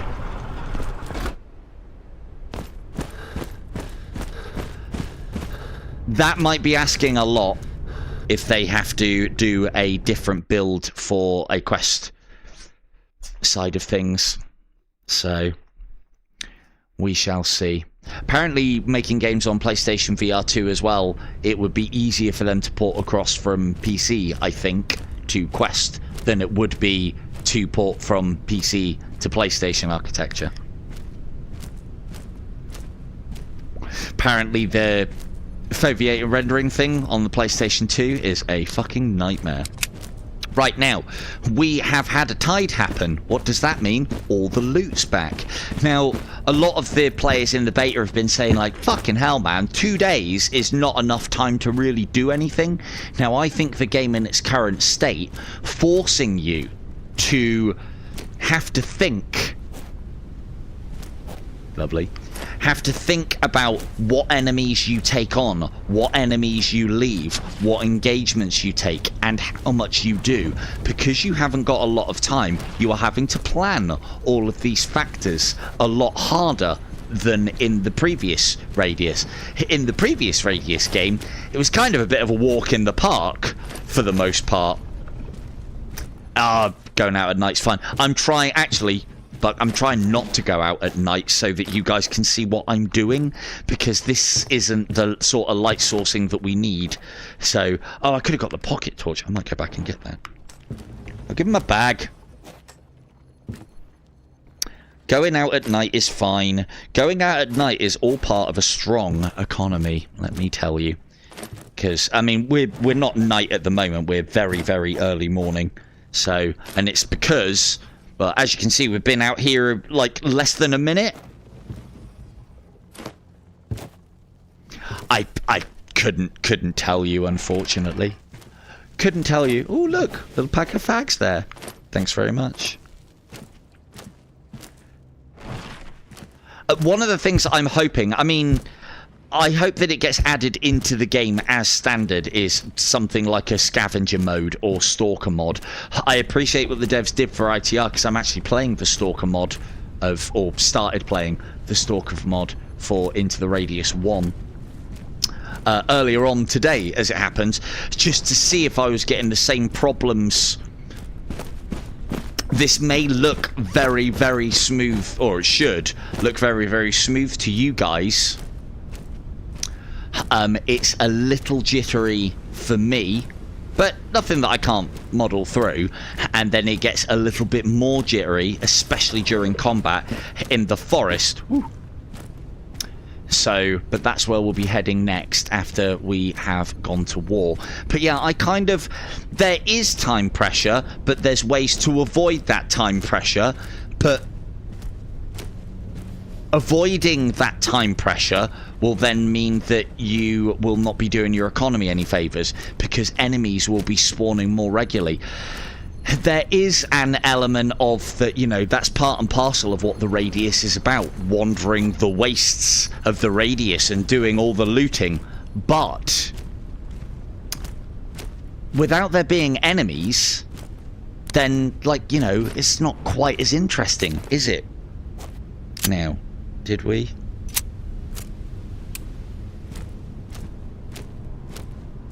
See if we can get the drop on this guy. There he is, look. Shh, quiet chat. Try not to get distracted by the loot. Oh, no, he saw us.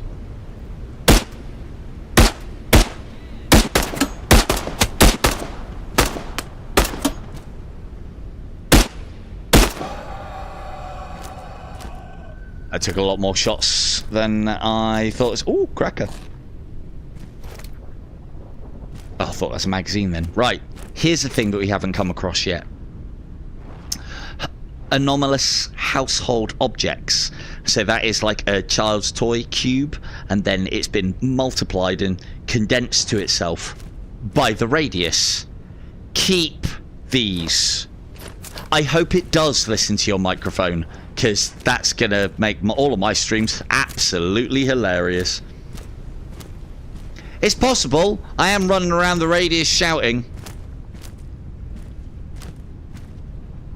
What this is a GSH. He's probably got a PM. So, I'm trying to think what that is based on. I don't think it is based on a Glock variant. There are Glocks in the game, though. Let's, I think it's a good idea. One of the things that they are putting in co-op, which I am very happy about, is a radio system. So there will be proximity chat, and then there will be radios to stay in communication with each other, which means that your likes of fucking Fish running off into the radius and going and doing his things, well, if he dies, you'll know nothing about it, and that is good. That is a good feature. This still needs to be worked out as well, the modelling of the hand on some of the guns. The finger should be resting on here. The thing is, you could turn your microphone off, which then means that you can do that. Yeah, you can just turn your microphone off in-game. Just mute yourself and then you'd be fine. So, I'm never going to do that, because then there's times where I have to be quiet, and everybody loves that. If you are struggling with these, break for the tree line as soon as you hear them and keep them between you and the trees. Because they are made of basically sticky tape and scissors, they impact really easily on anything, and then it's just an easy kill. If you get a swarm of them, you have to head for the tree line. Oh, does that actually? Yeah, it does. It was the radius equivalent of a spider. Yes, Mel. And no, you can't turn them off. Yeah, they're called creepers. And there is a small variant, and then there is a fucking big variant. Big old boy, the old big variant is. Woo, cracker. Yum yum. As I said, fags and crackers are all we have at the moment. However, there is no stamina in the game at current. So, right. Time for war.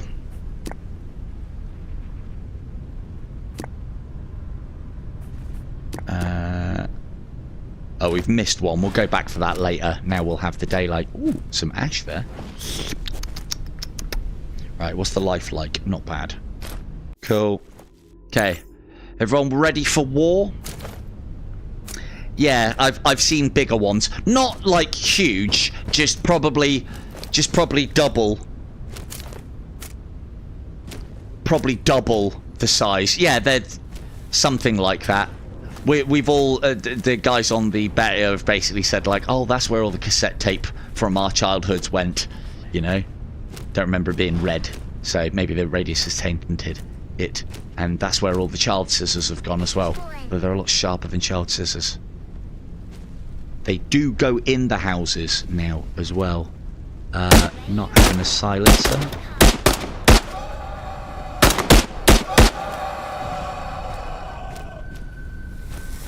Yeah, creepers is the designation for them. I prefer spawns, but they're trying to evolve them from what they were in the last game. But then that way, if they call them creepers, then that means that they can put spawns in the game as well. And who doesn't want to see spawns? Now, one of the things I have noticed, unless enemies have seen you move from your previous cover, they will act like you are still there. See that dude there is pointing my last location where I fired, and that's a great thing. And the AI will move around, they'll make use of cover. Yeah, sometimes it's off and, you know, they won't quite get the... Hello, Cole.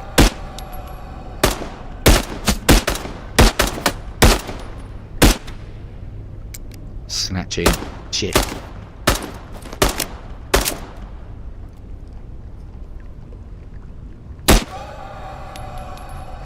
Oh, is this coming through the right eye, by the way? I forgot to ask. Oh, it's great. It's great. Is this coming through right eye? Are you able to see what I'm doing? You should be able to, because I've got it set up for right. But I'll be honest, I didn't check before I started. Because PCVR. Good, good, good. Do we need to? Yes, we do. Didn't need to do that. Lovely job. Yes, yeah, and it's a nasty scream as well. A lot better than the Into the Radius one, if you ask me. So, that little red thing that you can see in the distance there. Excellent. Cool, thank you. That's all I needed to know. can't stand it when you're watching somebody aim down the gun and you can't see their sight picture. It drives me bananas. It was something that I had to put up with for a long time on the old quest. So, ooh, piece of candy. Ooh, piece of candy. Yum yum. So we'll loot this village, and then we are moving on to... Oh, we've actually got an objective here. What is it? Peninsula, deliver item. We are after a weather probe. Just like those old Into the Radius vibes, you remember. And we have already looted this town once, but because the tide has turned, all of the items are back. I'll just dump it in there for now. Keep things quick. Well, hello. What are you doing in here, weather probe? You're not going to get any weather from there. I have to go in the back then, aren't you? Let's put you there. Woo.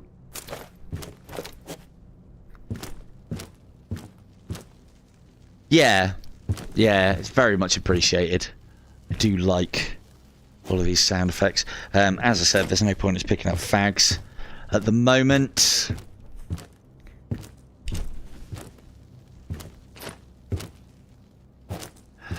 Ladders. I think these ones work. Most of the ones in Peninsula are okay in that you can grab the tops and heave yourself over. A lot of the ones in Forest do not. Devil's constantly finding a cracker. Here's another one of those anomalous items. The spanner with all the spanner settings. Actually quite practical. Radius is gonna solve us some real world problems. That's innovation. Can your spanner unlock every nut known to man? No. Well, I mean, it could be adjustable, but yeah, but does it look that cool? No. Right, let's done. Span inception, right? Did we go in here? Here's me tearing around like I've killed them all. Haven't heard anything, so I think we're going to be okay. As you can see, it isn't always blue and green crates. Blue and green crates have a good chance of having an item in. There are some that do not.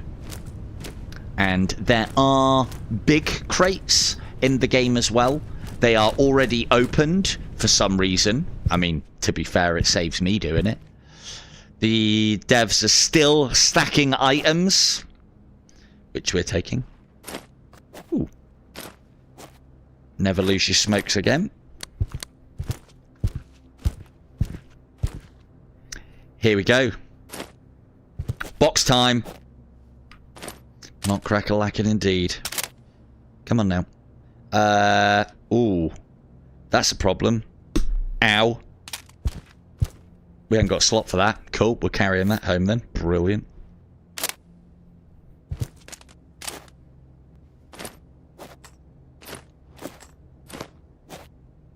Sorry, I should have got the pocket torch whilst we were... Come on. Should have got the pocket torch whilst I had the chance earlier. Pop those in there. Good. Oh, we could have a bit of a blast of it just in case, couldn't we? I think we picked up some bucks. Lovely. Now, here's something that's unfortunate. Good, right? Everybody happy? Yep. No. And you know what that means as well if that doesn't work? No pouch dip. Fucking game. No pouch dip. That shotgun's gone now. I have no idea where that went. Shit. Oh no. That's what I get for raging. There isn't a backpack. Yes, there isn't a backpack weapon slot on this one at the moment. That's quite a lot of cash to throw away, actually. Probably should go looking for that now. Fuck. This is why you don't table flip in board games. Really is. Yeah, I think that's gone. I've never thrown something that hard that it just left the planet. So, but only in VR. I'll have a small look around. I might have actually thrown it hard enough to go through the floor. Let's have a quick targeted scan. Come back to me, my shotgun. I didn't mean it. No, that's not happening. Ah, well, easy come, easy go. Can't pouch dip. Can't pouch dip. Don't care. Yeah, the chest rig can have an additional rifle. You can get multiple on your backpack. And the shotgun. Look at this. A little bit of laundry soap there, apparently. Another one of those anomalous items. I'll show you what to do with those later. I mean, the fact that you can load magazines, it's just fucking weird, isn't it? I said to them, like, yep, congratulations. Do much, much more of this weird, freaky shit in all the game. Ooh. As I said, this feature, it kind of works okay in Peninsula. It's not very good in Forest, unfortunately. Now, we need to get back. We have our... need to be here. Can't mark anywhere on map and actually get any HUD indication or any kind of dial to point you. But I'm fairly familiar with this area now. I've been humping around here long enough that I should be. There's probably about the same, maybe about half the size again, if you go down that path. And then there's another few houses right at the back of this level. And then that's basically Peninsula. So, but, you know, it's an interesting area. It's a nasty, dangerous area. But again, you know, that's me saying this is nasty and dangerous. You wait till we get to Forest. That is very nasty. Very dangerous. So, we'll do a little bit more looting on the way back, because I feel some empty boxes need to be sold.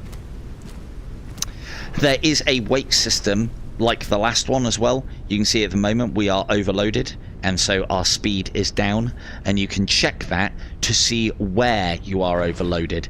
So we're overloaded on our sample pack but not on our chest rig, and you can increase your carry capacity and so not go into the high numbers by getting bigger bags and bigger bandoliers and such. So, but later on, when you've got the old big bags and you've got the best chest rig, you're taking a lot of weight on you, so a lot of the time you're starting off slightly encumbered. And part and parcel of that now is because the days are so short and the amount of time that you have to loot is so short, and every battle is a fucking war. You're not ever dealing with one, maybe two mimics or a spawn and a couple of fragments. No, from now on it's like 3-4 mimics minimum a lot of the time. And you know what, it's good. The combat is good in this, and it's good to see more. Why have one when we can have two, right?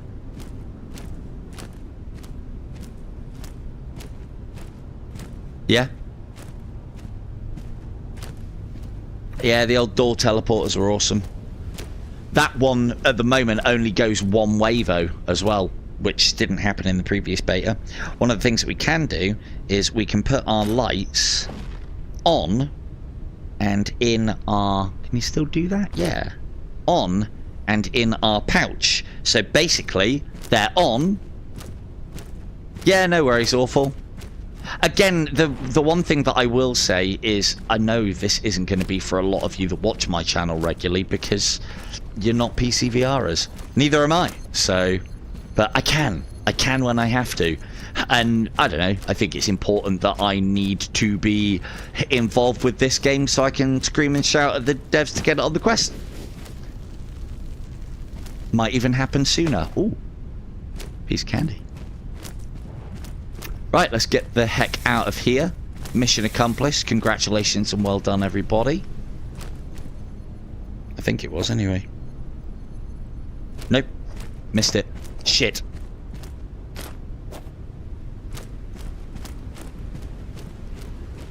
There is a artifact that we need to grab.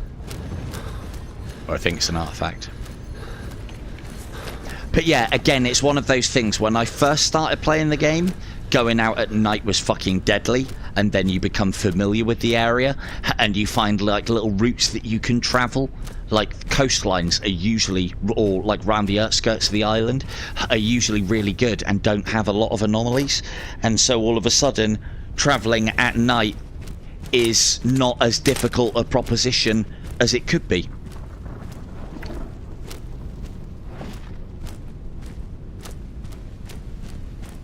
It's up there, I think. Yeah, up and round. Try and get in before it gets too dark. To be fair, we're not going to get much rest at this rate. Ah, sleep. It's overrated. Who needs it? Oh, I know which cluster this is. This is a nasty little cluster sometimes. So again, same as the last game, you have some anomalies, I think. I haven't really tested too much yet. You have some anomalies that are kind of like permanent fixtures, and then other ones that are possible spawns. Yeah, no worries, KO. Thanks for dropping by, dude. Where is it? There it is. Ooh. Not a lot that you can do, or anything that I found to cheat your way past those ones. You just got to give them a wide berth. Nope. Cool.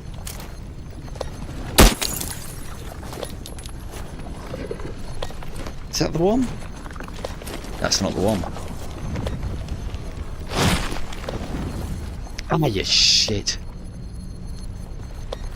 It is a artifact that we're after, isn't it?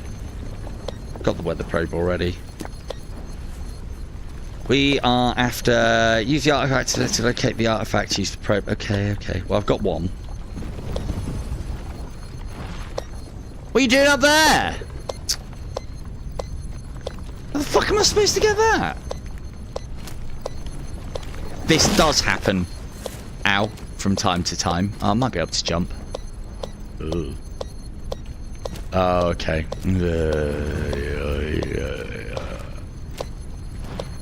Ah, into the radius. The first person shooter platformer you never thought we needed. And you'd be right. Drop a save. Because this is probably not going to be a first timer. Right.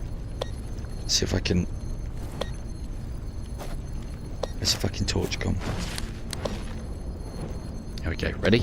And da da da da da da da da! Fuck!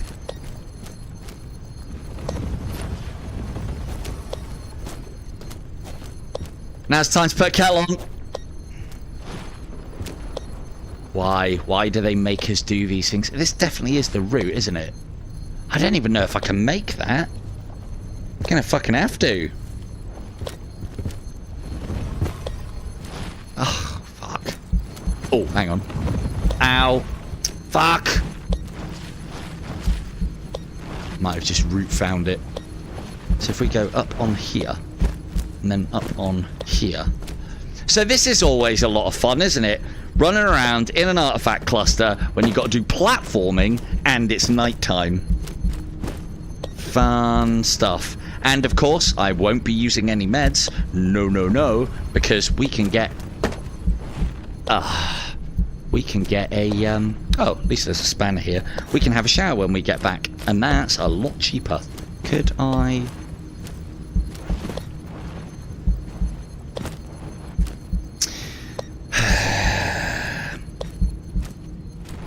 This one wasn't up there last time. I still think it's this, you know.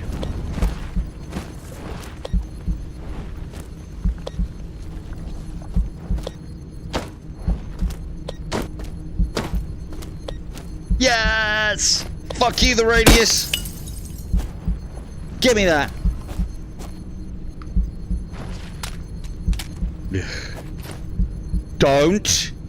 Don't you dare. God, that looked magnetized then. That was cool as fuck. Right. Yep, that's us. Drop a save. Try not to die on the way out. I know the red screen thing is pretty annoying. Apologies, I'll be having a shower soon, don't worry. But again, this is how you keep a decent economy going. Now we should be able to kind of like handrail the coast, and there aren't much in the ways of anomalies and bits and pieces here. So although this looks pretty treacherous and dangerous, it's actually pretty safe. So always use the little coastlines where you can. Obviously don't go in the water that looks like death, because it is. So the other bonus that you get by being on these outskirts as well is you kind of cross over into the mist of the game. And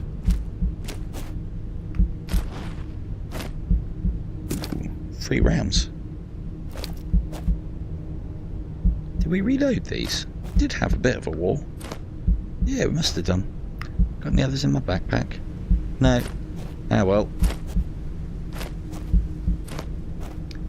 Fucking devs making me pick up individual bastard bullets. Oh good, it's daytime. We haven't slept. Never mind. Now, I do have to be a bit careful here because I'm on low health and falling damage is a real problem. So it seemed falling damage seems to be a little bit more behaved than the last game.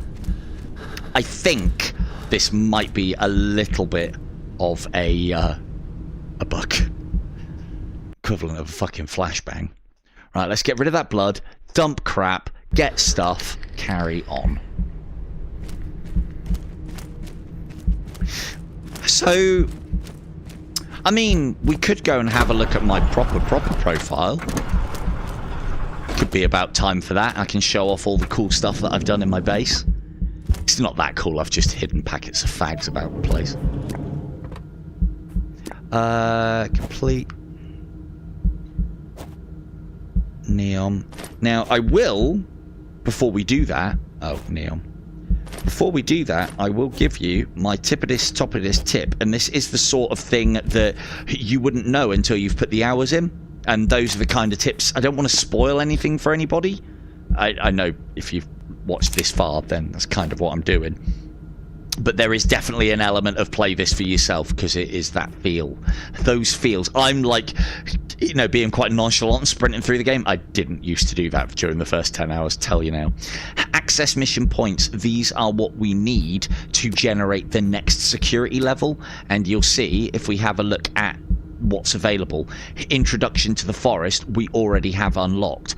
When we have completed this, this mission will just basically be grayed out and tell us that we need so much in the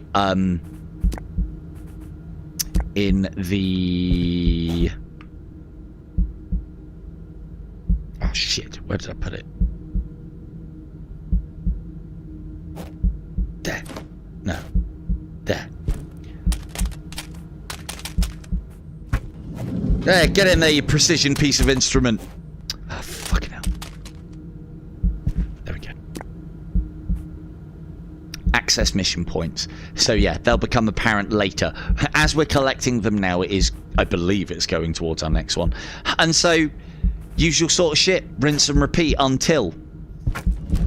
let me sort this save out, and then... So, fair warning to anybody, you have about 10 minutes before I... get to the stage of the game that I'm at now, and like really start showing this off with all the things and the stuff that you can do. But as I said, it's not too bad. It's the getting there. Oh, my toppitiest tip. Almost forgot. Just trying to get rid of that red. Don't like the rouge. These are shelves. What are these shelves for? Good question. They are for anomalous artifacts. Now, you can sell these, but every now and again, and quite often towards the late game, the computer will ask you, oh, go and find us a spanner, a fucking laundry bar, soap, a fucking, you know, mutated child's toy cube, yeah. Someone hasn't had a very good childhood. And... Yeah, go find us this, go find us that, go find the other. If you have a stack of items here and then accept the mission and put the things that it's asking for in your bag, that's mission complete. Job's a good one. Even if it says you need to go and get them from the forest or go and get them from the peninsula, you just have to accept the mission, place them in your bag, and then it'll mission complete, and then you can throw them in and get your prize. Your money and your prizes. So that's something that I wish I'd known at the very start of the game, because then I would have known to save those just to help my progress a little bit. Anyway, right, let's get this garbage sold. Quick cracker. Fags and crackers.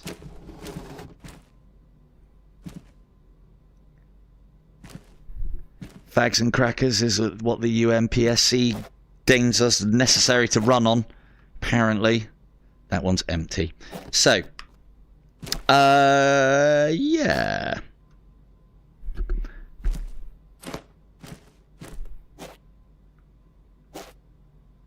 Keep a spare one of those. 23. 9. Sell this one. Empty box. Empty box. That can be sold too. You can transfer the cigarettes from one packet to another, but remember, once you've taken a cigarette out, it will not go back in. Don't know why, that must be just difficult coding.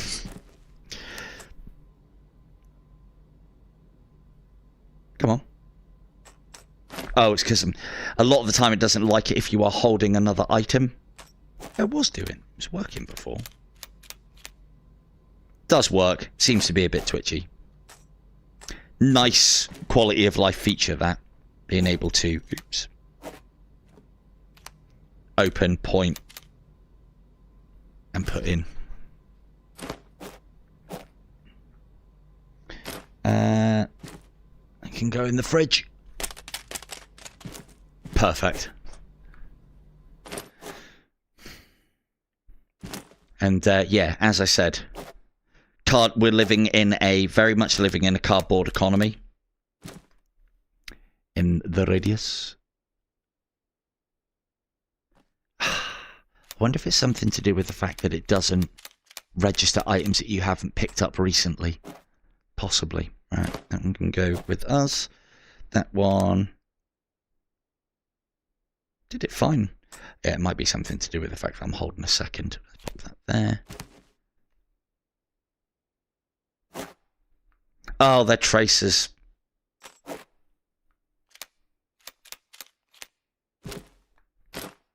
Empty box. Oh. Doesn't work with crackers. Does work with crackers. Didn't work with crackers.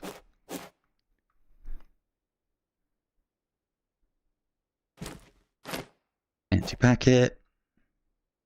Oh. The one thing that is good is at least when you hold down the trigger, unless you take that out or place it in your mouth, it'll just revert back into the packet as opposed to drop onto the floor, which I think is a much better way than the original Radius game had it.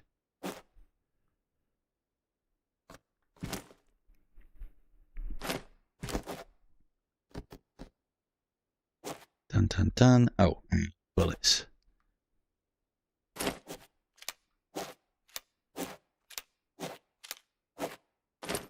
Apologies. Normally, I save all of this stuff, as you've seen me do in the original Into the Radius game. Save all of this stuff for the the after party, like when I'm not streaming it, or when I'm streaming it, but plan on editing it out. And it's just to keep the game moving, because this is very time consuming, and I try and do the time consuming stuff in my time, but when it's early doors in the game, you need to get yourself established pretty quickly, and that's part of what I'm showing you.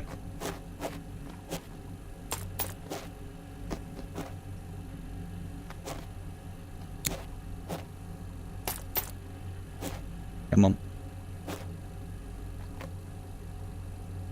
Grabbing seems to be pretty good of these sort of items and these bits and pieces until you really start filling the bag and you've got like hundreds of boxes in there. Then it seems to get a little bit concerned of the amount of cardboard that you have to be carrying. Alright, they need to go back home. Those can go into this one. Lovely. That can go in there. And good. We'll dump all of that back. So again, 309 and we're at 2000. So we should be going up to about 2007. Nope, we're rich. And it's nice that you're getting that credit boost, but I don't think it's intentional, obviously. Let's grab one of these. Hello, Op.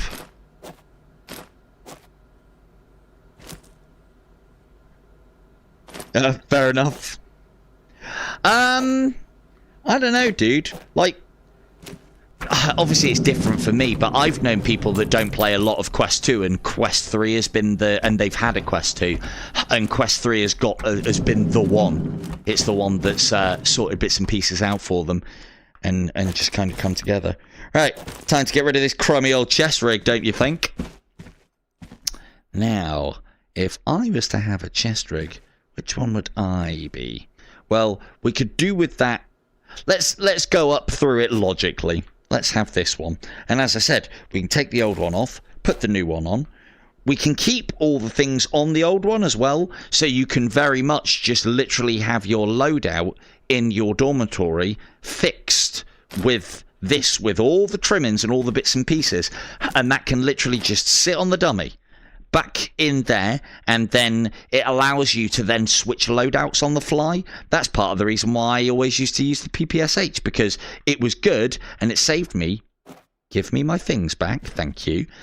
It saved me having to dick about, basically. Right, we'll be back for you in a minute. Let's just see if there's anything else we want to do. We want to change these over. Mate, you'll if again, it's not to do with graphics for me. There is obviously a difference between the Quest 2 and the Quest 3, but for me, because of those lenses, it just adds another level of comfort to things. So right, let's buy those. Let's grab. There is the moment that I do this. Now know that we are going to have find 1,000,000 of one of these whilst we're out looting next, I'd imagine. Let's grab some tracers as well. They are a little bit more expensive. I do a lot of bits and pieces at night. Don't usually have too much of a problem with target acquisition. Let's see, can we get a bag as well? Yes, we can.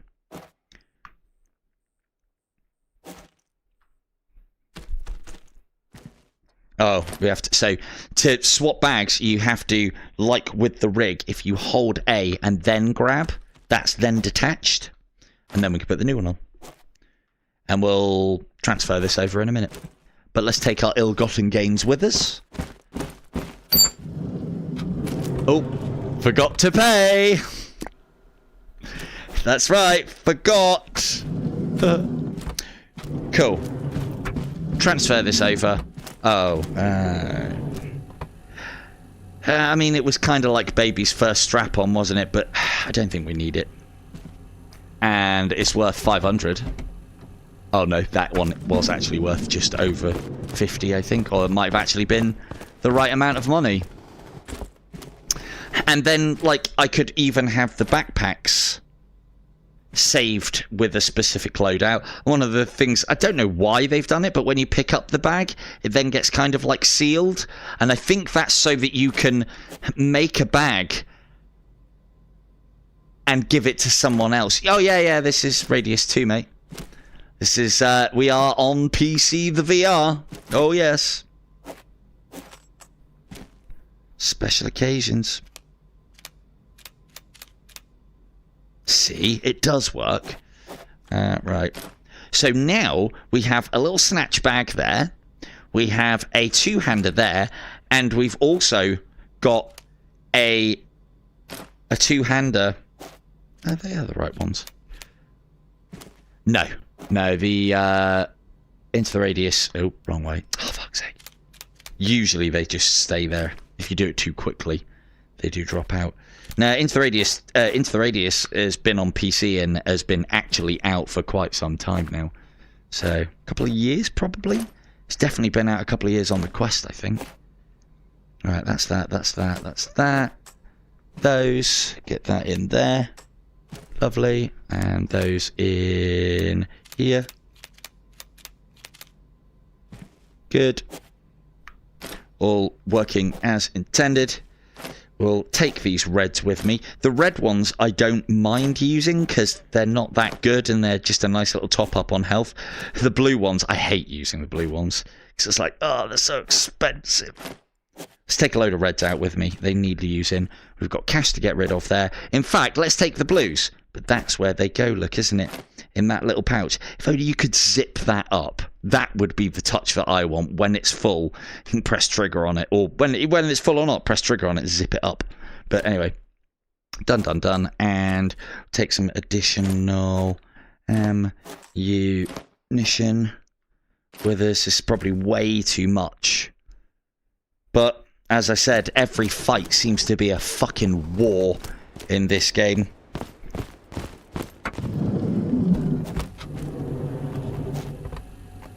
Okay, so I think it's time for me to load up my actual game. Ooh, those are mine. Those are actual rounds. Will they go straight into there? They will. Look at that. Bullet loading simulator. Even it evolves if you get the positioning right. I think this is full. Nope. Good. All the realisms, and that wasn't. It doesn't seem to work as intended as well as it should, but the mechanics are there. So, oh, there's one last thing. 106, 3,000, so this should be going up to 3,119. We're rich! $1,000 dude from cardboard, people. This is what we want. This is what we came for. This is what you were hoping to see. Let's have a gun flashlight. These, oh, that's a laser pointer. These are particularly powerful. I'll show you how they work in just a moment. Powerful as in light, not like able to kill stuff. Mate, everybody said that. It is good. I do like it. This is, as I said, this is where all those old tablets that people trade in have gone. That's where this iPad 1, iPad original. This is, that's where it came from. As someone else was saying, yeah, this is where all the CEX stuff, if you're from the UK's UNPSC's bought all this CEX stuff up. Right, done. Okay, fair warning, I am going to move on to my other save profile now. So, if you don't want to see all the things and the stuff, and me going off into the forest and not having my ass handed to me because I've got the weaponry to deal with it, now is the time to tune out. Other than that, got into the habit of starting to do this now and just putting my things away. And it's actually quite nice because you don't load the game up not knowing what's going on. So, oh, what the compound is, money has been spent. Things have been done. We've got a proper exchange centre now. There's a lab being built. Dormitory. Oh, we can go in the armory now, look. There is no weapon maintenance within the game at the moment. This area is just lots and lots and lots more. This would be a... Oh, I didn't have to buy that fucking flashlight. Bastard. Ah, well. I'm sure we'll find a use for it later. This is the armory. What I thought was a very cool feature as well is the ability to travel through this door straight into the dormitory. Nice little feature. So easily amused am I. That can go there. This will be sold. That's your light. Activated by holding A and then pressing trigger. I must admit I preferred the convenience of being able to press trigger to turn that on and off, but we can put a hell of a lot more of attachments on a gun, and now you can choose what you want to put where, and that makes a difference. So we'll keep that. We're not going to keep that, but I'll sell that later. Ooh, actually, hang on a second. Free clip. Hey! That's the... Oh, right, okay. Cool. Done, done, done. No, it's the clap controls. See? Cool. Save. Bosh. Cool, right. You have a minute, just in case you want to get off now. I'm definitely switching things over. For those of you who can't wait and don't mind, here comes all the things and the stuff. I mean, the thing is, I haven't shown you the forest yet, but I'm going to show you the forest at its nastiest. It's a lot of fun. Oh, that's not the button. Need to change profiles first. So what my plan would be, this also happens quite a lot. I don't know if they're from my boxes or if I get to keep them, and sometimes these won't load or go back into boxes. That's what the bin's for. Throw them into the bin. They should then disappear and cleared from the game. Should. Anyway, back. Can I not just change profile from here? No. No. Okay, so we have to go back. And as you'll see as well, happy to note, I wish Hellsweeper had this, but you have multiple profiles. I have got neither now, actually. I have got, so right, we are going to load this big profile up, so if you want to skip and not see this 14 hours deep, now's the time. So I have the PCVR, I think it is, and the battery strap associated with that. So,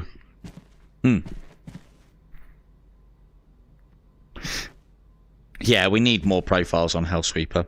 So, as you can see, I am Walmart war ready with this really shit-looking camo, and it's not actually that bad, but with the full.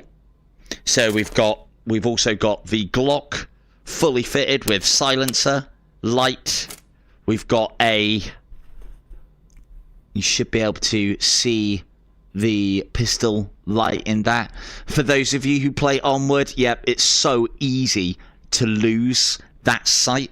And one of the other things that you can do, like again we can do with weaponry and Ghosts of Tabor, is you can move this, you can place it where you want it. I usually try and put it back as far as possible. All the guns have this ability as well. There is going to be, from what I can gather, a lot more customization than this, but this is just the start of things. Now, as I said, we are very much going to war. We'll have, so we've got the big boy backpack on there. So this one is the war backpack, two-hander, and we've got our shoulder strap as well. And hello, Fee.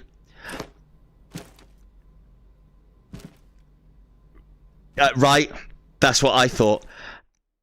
As you can see, I've been collecting quite a lot of these artifacts, but because of the fact that you lose money when you sell these currently, you shouldn't, these should be part of your economy, but the fact that you lose money when you sell these at the moment basically means they're like lumps of coal. If I could open that, they would be in there fueling the fire. Anyway, so you remember how I was telling you about like little funny things that happen in this game? Here's one of them. Anyone want to see my extended mag for the auto shotgun? I know Von does. Look at that. Now that's the extended mag that we're all hoping for. And as you can see as well, I've gone for the, what would that be? 46 gauge shotgun approach. That looks like a fucking bolt gun ammunition. Well, being a lot bigger. So, but, yeah, and it's just a visual thing when it is. So all it is that mag, but it's been stretched. These are the signs of these. Look at that. And the best part about it is as well, until you put it back, it stays that way. So if we were to, you know, unload the Beretta and then load the Beretta, look at that. Look at that for a sight picture. Yeah, ideal. So obviously, you know, we'd probably want to do the canted angle as far as that's concerned. Will it fire though? It's having a problem. Does work. Lovely. Yeah, so site acquisition's a bit of a problem, so you'll have to do that kind of gangster, either special agent or gangster lean on it, but yeah, that's a thing. Again, though, like, little bugs like that correct themselves are just brilliant, absolutely brilliant, but we're not even using that anyway. So, right, so we have our pocket torch. One of the problems, as you can see, I've got a lot more ammunition, a lot more various bits and pieces. We are ready to war. We have the auto shotgun there. We have a fully decked PP91, I think that is. We've got the shotgun. Now, here's an annoying feature. We've also got this that I haven't even played with yet. So, now here's an annoying feature. I mean, it's not game breaking. I have reported it. They are working on it. For some reason, you can't pouch dip. We've got to accept that, but I will campaign. I will write a strong letter to my member of parliament to get pouch dipping back into the Radius 2. But put the shotgun on your back. For some reason, somebody thought, wouldn't it be a great idea if we left all the points of articulation on the shotgun? So you can imagine, you're fighting the mimics. Oh, look, there's a mimic juggernaut. They do exist, by the way. Quickly, grab the shotgun.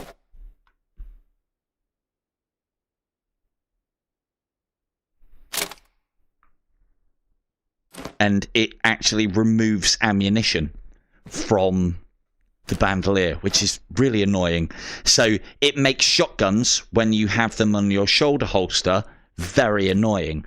I haven't found it anywhere near as easy to do with any weapon that doesn't have that. But if you lean far enough back, you probably can pull the magazine out. So for normal ones, not an issue. Haven't had that problem with either of the AKs, or with any of the AKs rather, or any of the bits and pieces. However, as you can see, my comedy long mags are in full effect. However, because the Groza, teaching time, because the Groza's magazine compartment is located behind the well, pistol grip, basically, of the rifle. Thank you, Von.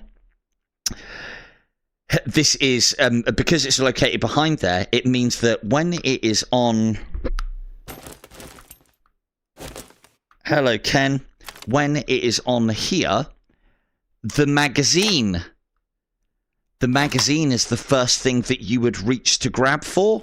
And so what happens is, again, in the heat of combat, the mimic juggernaut, because they are in it, is coming for you, and you reach for your Groza and pull out the mag.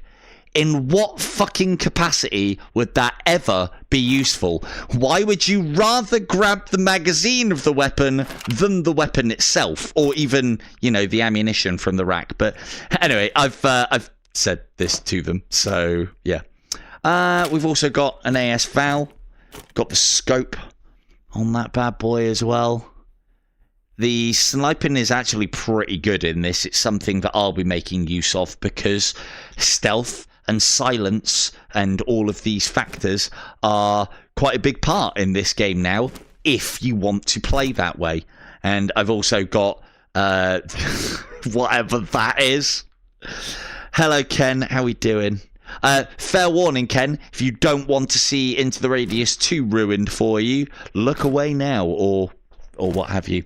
So, because I'm on my actual profile that I've been playing with, and with all the things and the stuff. So the other...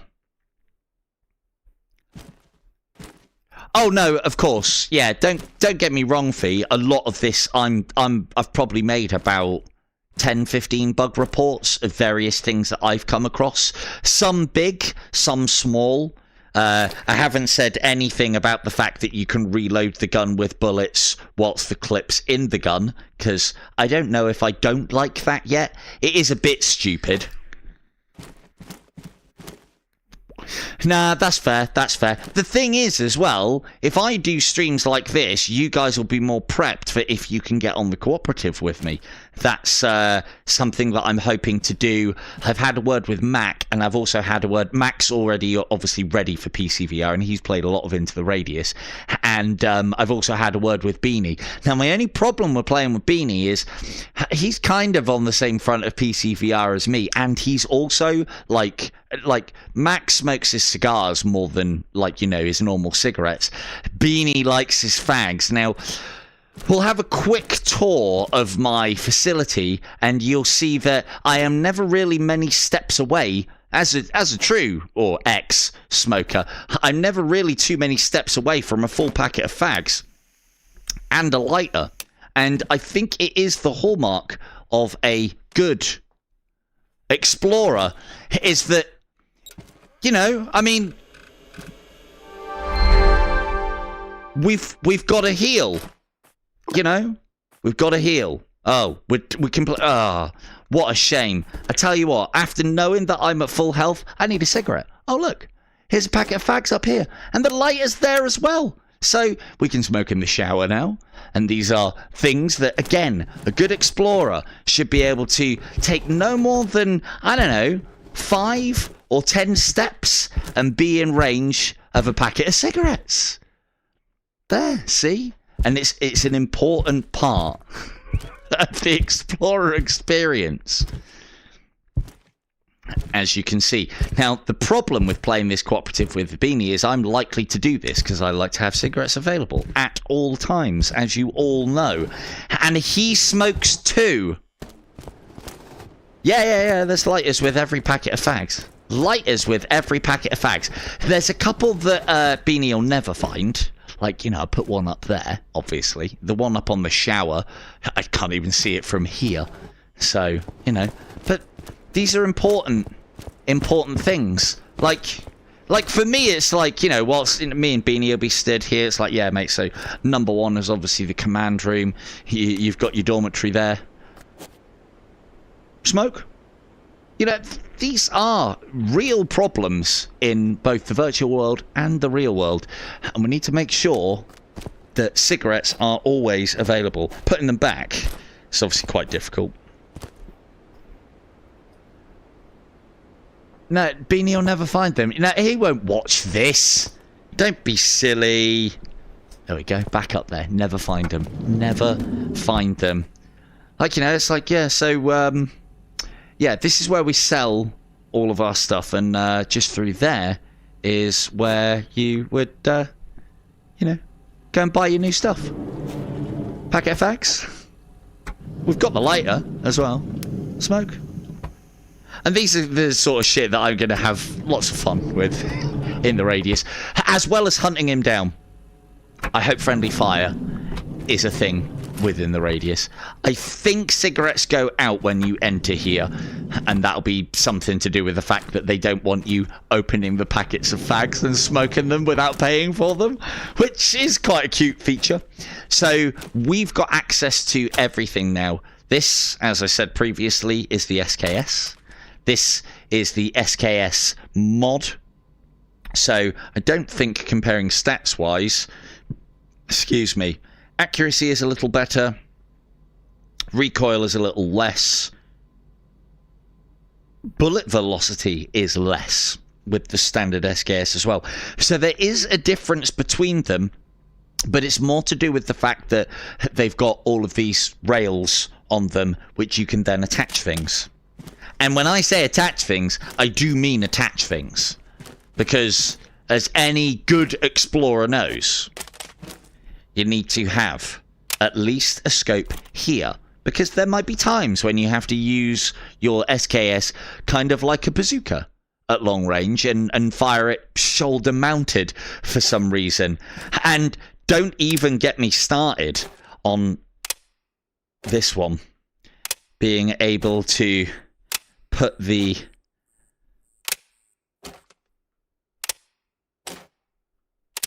light exactly where it needs to go. Because, you know, if we can't do these things, we're basically animals at that point. Is that the light? No, that's the laser pointer. There we go. And then that doesn't really interfere with your ADS, as you can see.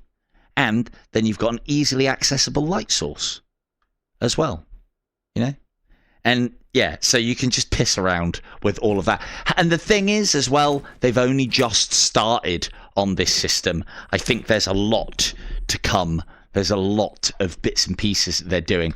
I know all of these things can be done on Ghosts of Tabor, but Ghosts of Tabor has one, is kind of being held back in one regard, in that the PvP is in fact PvP. This is just a cooperative game, so it doesn't matter how broken and busted things become, because it doesn't matter. You're just playing the game with other people against enemies. It's PvE. So, but yeah, there's all sorts of silly shit that you can do in the game like that. You'll see that we have the Beretta here, the M9. We've got a Glock here, the Glock 18C, which does have safety, single, and auto. I don't think Glock 18C long magazines are in the game yet. Although I found the Glock, I found it a little bit more. It's a little less powerful, but it's got automatic if you were to need it. So, and then as you can see, that goes on there, and then you've got more points to add things that you want to. And I really like the ability to do all of this. You wouldn't be able to test it in the firing range, which is unfortunate, and the firing range is planning on being all the way over there. But, you know, you can go and make all of this up in the fire range, and then you can get it all how you want to before purchase. And if not, just leave it there. So, yeah, let's go do a war, I think. I think we're ready for war. Is everybody ready for war? Oh, I only put my AK on. Now, this one I haven't played with much yet, the old AK. And we've got a... So I believe I have completed all of the missions now, all of the missions that get your security level up, because we are at top security level.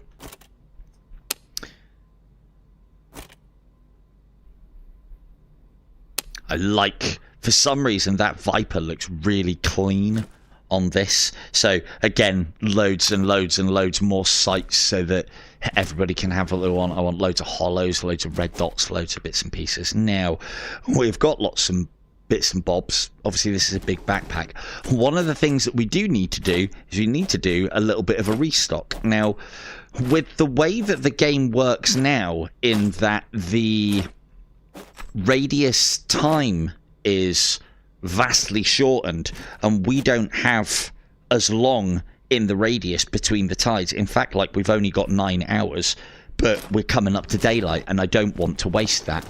One of the things that now is actually quite relevant is when you get to the safe houses, actually dropping supplies there, because you may find yourself wanting to operate from the shelters, the safe houses that are out in the zone, as opposed to coming back to base. But obviously you don't have all the creature comforts of the shelters. So in the radius, you never really had to do anything with the shelters other than sleep at them. Now you can use them as actual way stations because of how the game works. Because you can't just sleep and get your life back, it is worth making like little first aid bays of those things. Now we have forest artifacts, we have a deliver item mission, and we're still trying to find stuff. These are the missions that come up later on. Anomalous wrench, anomalous laundry soap, anomalous spoon. If I had those 3 on here. Oh, we do. Yeah, we do. So here's an example of why I told you that's important. Grab the spanner. Grab the spoon. Grab the laundry soap. Hear that click, beep. That means we now have everything that we need to complete that mission. Normally, games won't allow you to do this. They'll make you go out and get those items from the area specified or at the time of mission acceptance. But by doing this, well, we get 900 credits, which is more than you would, well, it will be more than you would get from them from the shop. And sometimes you can get little rewards from as well. Like, for instance, for doing this delivery mission, we are going to get a full recovery syringe. That's a green one. They're worth like 700, I think. They're worth a lot. So, right, we're overstocked on ammunition, but I know where I'm going. Makes a change. Now, here's something that might be holding people back on this game as far as stealth. Again, it's something that I've reported. Note how my light is on, okay? So I'm going to switch it on for the fast travel. And we're going to go to the forest this time. This is the big boy area. So I've spent the first 3 hours, obviously I've been doing a lot of chatting and showing around the base. I've spent the first 3 hours in the first area, and I've now gone on to my big boy save to go into the forest. I will continue that save because I think it's going to be quite interesting to document the progress and the process. And there's lots of other little tips and tricks and bits and pieces that I can give you, but it's probably easier to show it off from here. Plus, I'd imagine, you know, there'll be people who want to see like end game content for this game. So... and if you're not, now's your time to leave.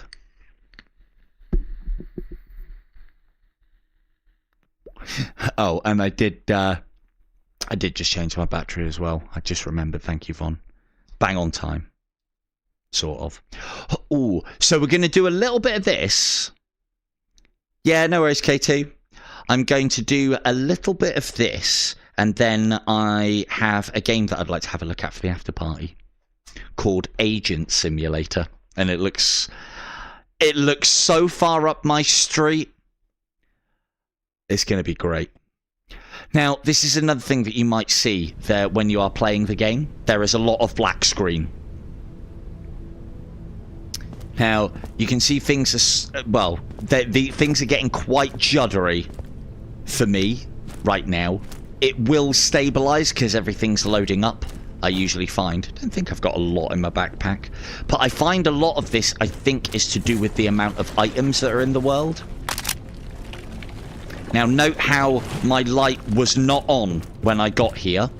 And I've just pressed it, and nothing's happened. And then if I press it again, I've got light. So what I think is happening is when you fast travel, even though the light is on, it isn't visually showing light to you. But it is actually casting light, and so people might be wandering around in the dark thinking they haven't got their lights on, when in matter of fact they have. Here's the latest freshest hell in the anomaly sector. We'll see if we can interact with this one. Try not to die. So see that cube?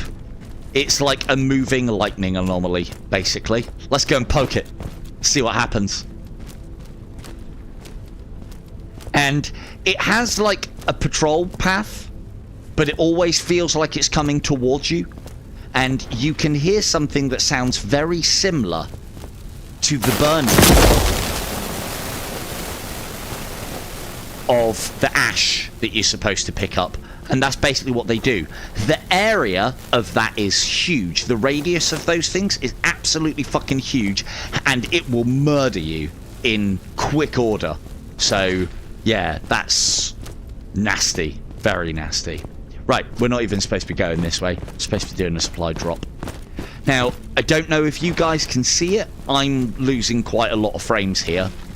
This is getting quite juddery, but this is part of the reason why I wanted to show late game, is that I think as your game progresses and you put the hours in and more assets are within the world and everything, things, I think, start slowly become more taxing on the computer.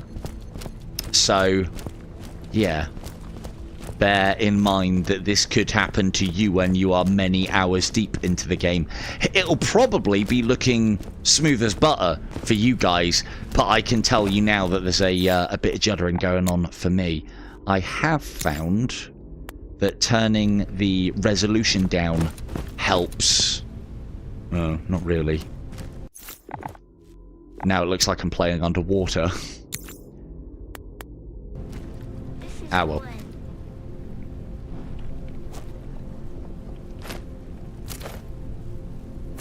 See if we can get close.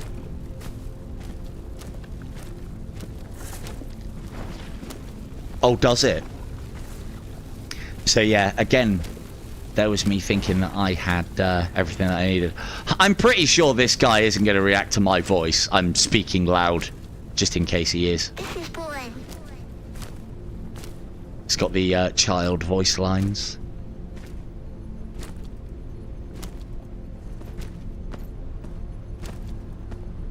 And so as you can see, stealth gameplay is out now, actually very, very valid.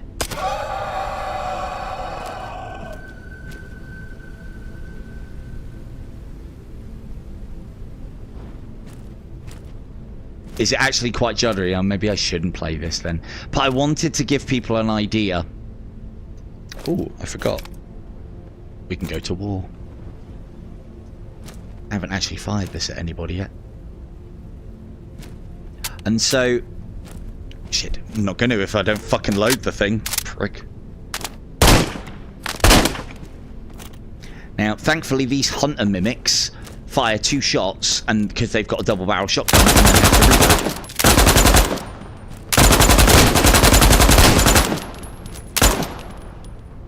So, this is another complaint that I have at the game.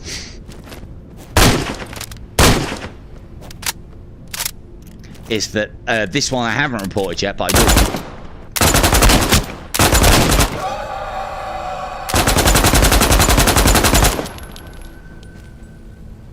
Is that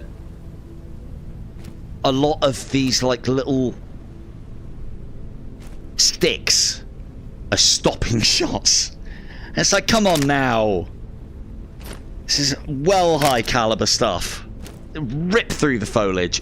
I don't mind the trees, the actual stems, the actual trunks of the trees and the bigger trees stopping bullets. I know they would penetrate normally, but like these, come on now. Come on now. So how bad is this fee? Is it looking like really juddery? It's quite juddery for me, obviously. And I haven't done anything other than load a save that's obviously many hours deep and has got a lot more. I think part of the problem is that I've got a lot of stuff. I've got like 20 boxes in my backpack and a load of meds. Now, again, normally you wouldn't carry that much. But we're doing a bit of, on the way to the mission, I was going to do a little bit of a supply run. But then this is part of the problem that I find, that I'm finding with... Oh, okay. Got ya. Yeah, so this is part of the problem that I found is the further... Oh, okay. It's quite juddery for me, and I am reasonably... I mean, I could... Let me try...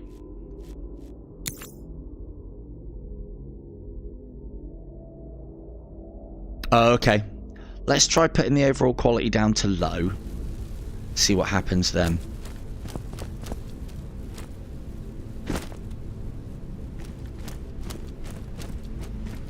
Yeah, that's still quite stuttery. And the problem with it, like, if it's stuttery for you guys, then it's, you know, I'm probably finding double that. There is, however, and it hasn't been this stuttery before previously for me, there is an element of the factor that I am streaming this as well, and that's going to be taking up my networking, you know, as much as anything else. So, yeah.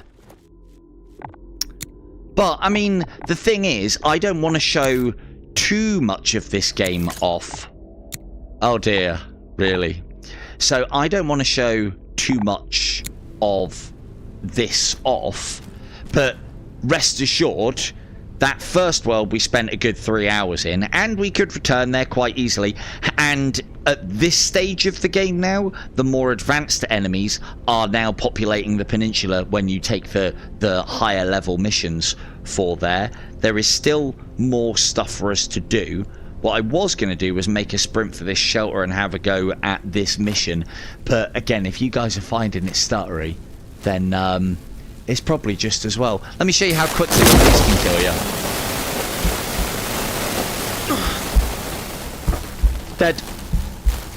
If you are sprinting, and we can come back to life, which basically... let's try that, actually.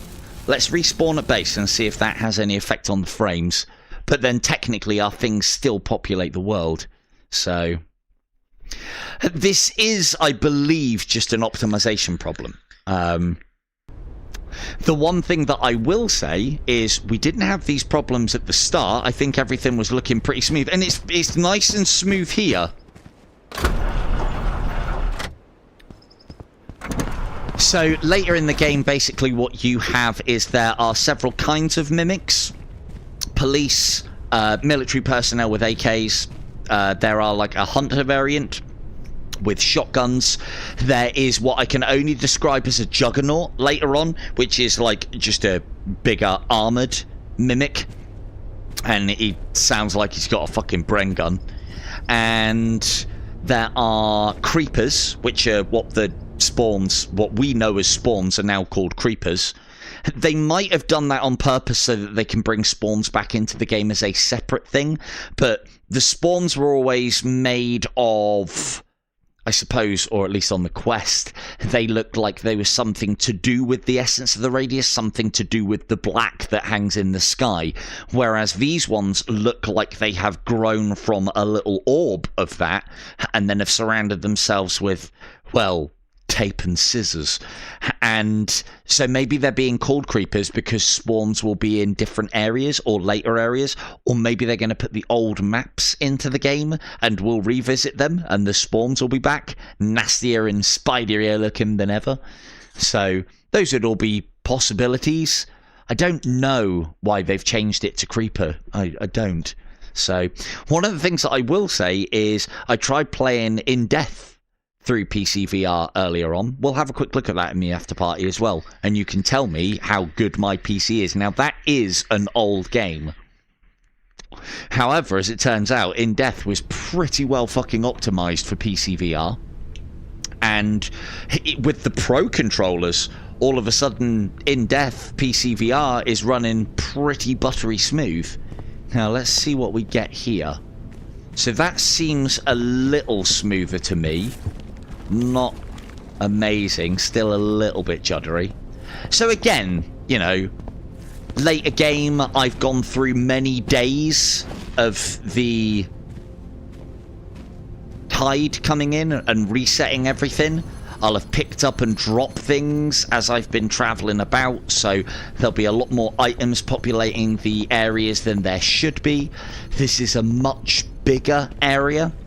As I said, I will say it wasn't this bad when I wasn't streaming it. I don't think my PC's particularly weak, but I don't know. 4070 and 32 gig I thought would be fine. So what I'm hoping, and as I said, I've been able to play fairly high-end games without too much problems. I just don't. God, have I got it on low textures still? I was going to say. I don't, myself as well, I don't think the foveated rendering is actually working in the game, because I can usually, round the edges of my vision, see the foveated rendering, but I can't see it. I think that's what foveated rendering is, I'm pretty sure that was. And there you go. So, is it on my map? Because that was the question asked. Let's try not to get hit by that lightning anomaly again! There you go. So where you died, that's where your gear is. And Iron Man mode of this will be very, very interesting. But yeah, as far as those creepers is concerned, there's one in the distance there. There is... Fuck's sake. As long as you are running, as long as you are sprinting when that thing goes off, you'll usually get away from it without getting killed. Yeah, so I should, if I've got it to narrow... In fact, I wonder if they fucked up the settings and that's why it's not looking like it's working. Let me put it on... widest. Yeah, no, it's a good one. It's a good one. But yeah, it doesn't look like foveated rendering is actually do anything because I should be able to see my hands blur at the edges of my vision. But that's why I put it to narrow to see if I could help with the processing at this stage of the game. And again, as I said, let me reiterate, it hasn't been this bad previously, but again, I am streaming it. So... And, yeah, so as well as the different kinds of mimics, there's also, I've seen, and they're usually part of a creeper swarm, because they don't attack in ones, maybe twos anymore. No, they're coming on in 4, 5, 6 odd. Yeah, I mean, I paid enough for it, so I'd imagine it should be pretty good. Maybe I need to download more RAM for the next stream. That'll be it, I would imagine. Just download some more RAM and I'll be fine. But yeah, what I was hoping is to show off, I've definitely seen creepers that are bigger, and I don't think they take any more damage. They're just bigger. They just look nastier. So... Oh. And that was the radius. I think that's a good place to end it. That, oh no, not sorry, not that was the radius. That was the tide coming in. There isn't an effect for it yet. I'm hoping that they will add something. The fact that the tide kills you now is... What I find with Into the Radius 2 is it seems to be a more extreme version of Into the Radius. And that was the tide. And as far as difficulty is concerned, it is a harder game now. It is harder in the way that I want from these sort of games, where there are more enemies. I don't want necessarily things that are doing me more damage. I don't want necessarily things that are just take more hits. What I want is more of them coming at me at a time, because that's more difficult to deal with than, like, you know, you've all seen me do fucking 30, 40, 50 headshots with a bow and arrow into a monk's head. It's not fun. And it annoys me when that's the only way that devs can think to improve the enemy quality, is just increase the HP or increase the damage that they do. Give me newer enemies, more numerous, and, you know, even like color variants that, I don't know, can do something a little bit different, but not just color differences that have a stat increase. It's just lazy. So yeah, I think that'll do us for Into the Radius 2. I've shown you a little bit of what I'm working with at the latter stages, and I did want to show this off, as I said, to see how performance is. Bear in mind, not a lot of people will have got to this stage, and oh yeah, it's the thing is the fact that the mimics shoot your last location as well, and you can take more advantage of it whilst... I mean, I can show you. Oh, okay, hang on then. What's going to be the easiest way? I'll show you, because the previous...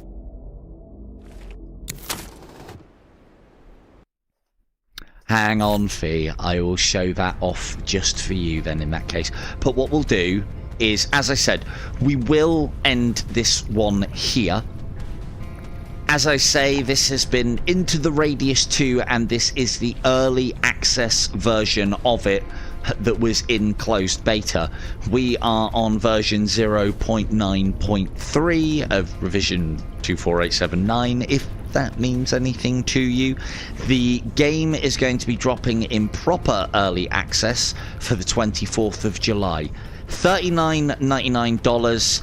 I think personally, for what CM Games are asking, here, in that we do a lot of testing for them and we do a lot of bugs and we do a lot of suggestions for them. I think $39.99 for early access American dollars is a little steep, and the fact that they're not going to be raising that price even when the game fully releases makes me feel, if I was buying it, that I'm not getting rewarded for supporting the developers earlier. It seems like they might be playing a little bit on the goodwill of people, and not a particularly big fan of that. But again, you're all big boys and girls. I can only show you the things. It's yours to step through on the 24th if you want.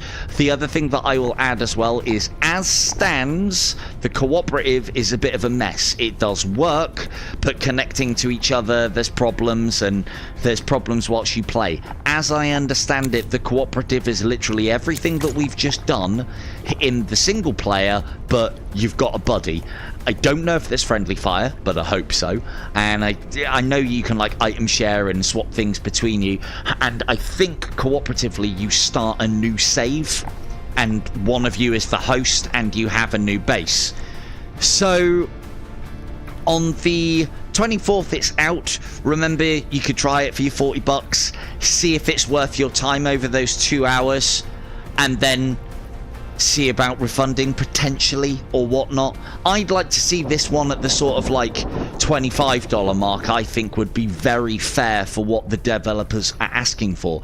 I think the amount of content they have in here is worth the 40, but let's face it, there's a lot of work. There's a lot of work to be done, and they're going to be on us for ideas, us for doing some of this beta testing, us for doing some of this stress testing. Because as I've spoken about previously, is that I think games come out in this state and get away with it more and more often because there aren't as many or as much of a call for professional games testers anymore. I don't think that's as big a thing because we'll do it, and we'll do it for free. And then, you know, that's not our job. That's why it comes out at slightly lower quality. If we're being asked for something like this at $40, I think we should get something a little more out of that than that. So, but anyway, again, all big boys and girls. I've shown you it. You can make your decisions. Cooperative should be very fun when it comes out. Be a lot of laughs. A lot of laughs. And on that bombshell, we will actually end it there. This has been Into the Radius 2, Early Access, Closed Beta. I have been Silver Tongue Devil. Good night.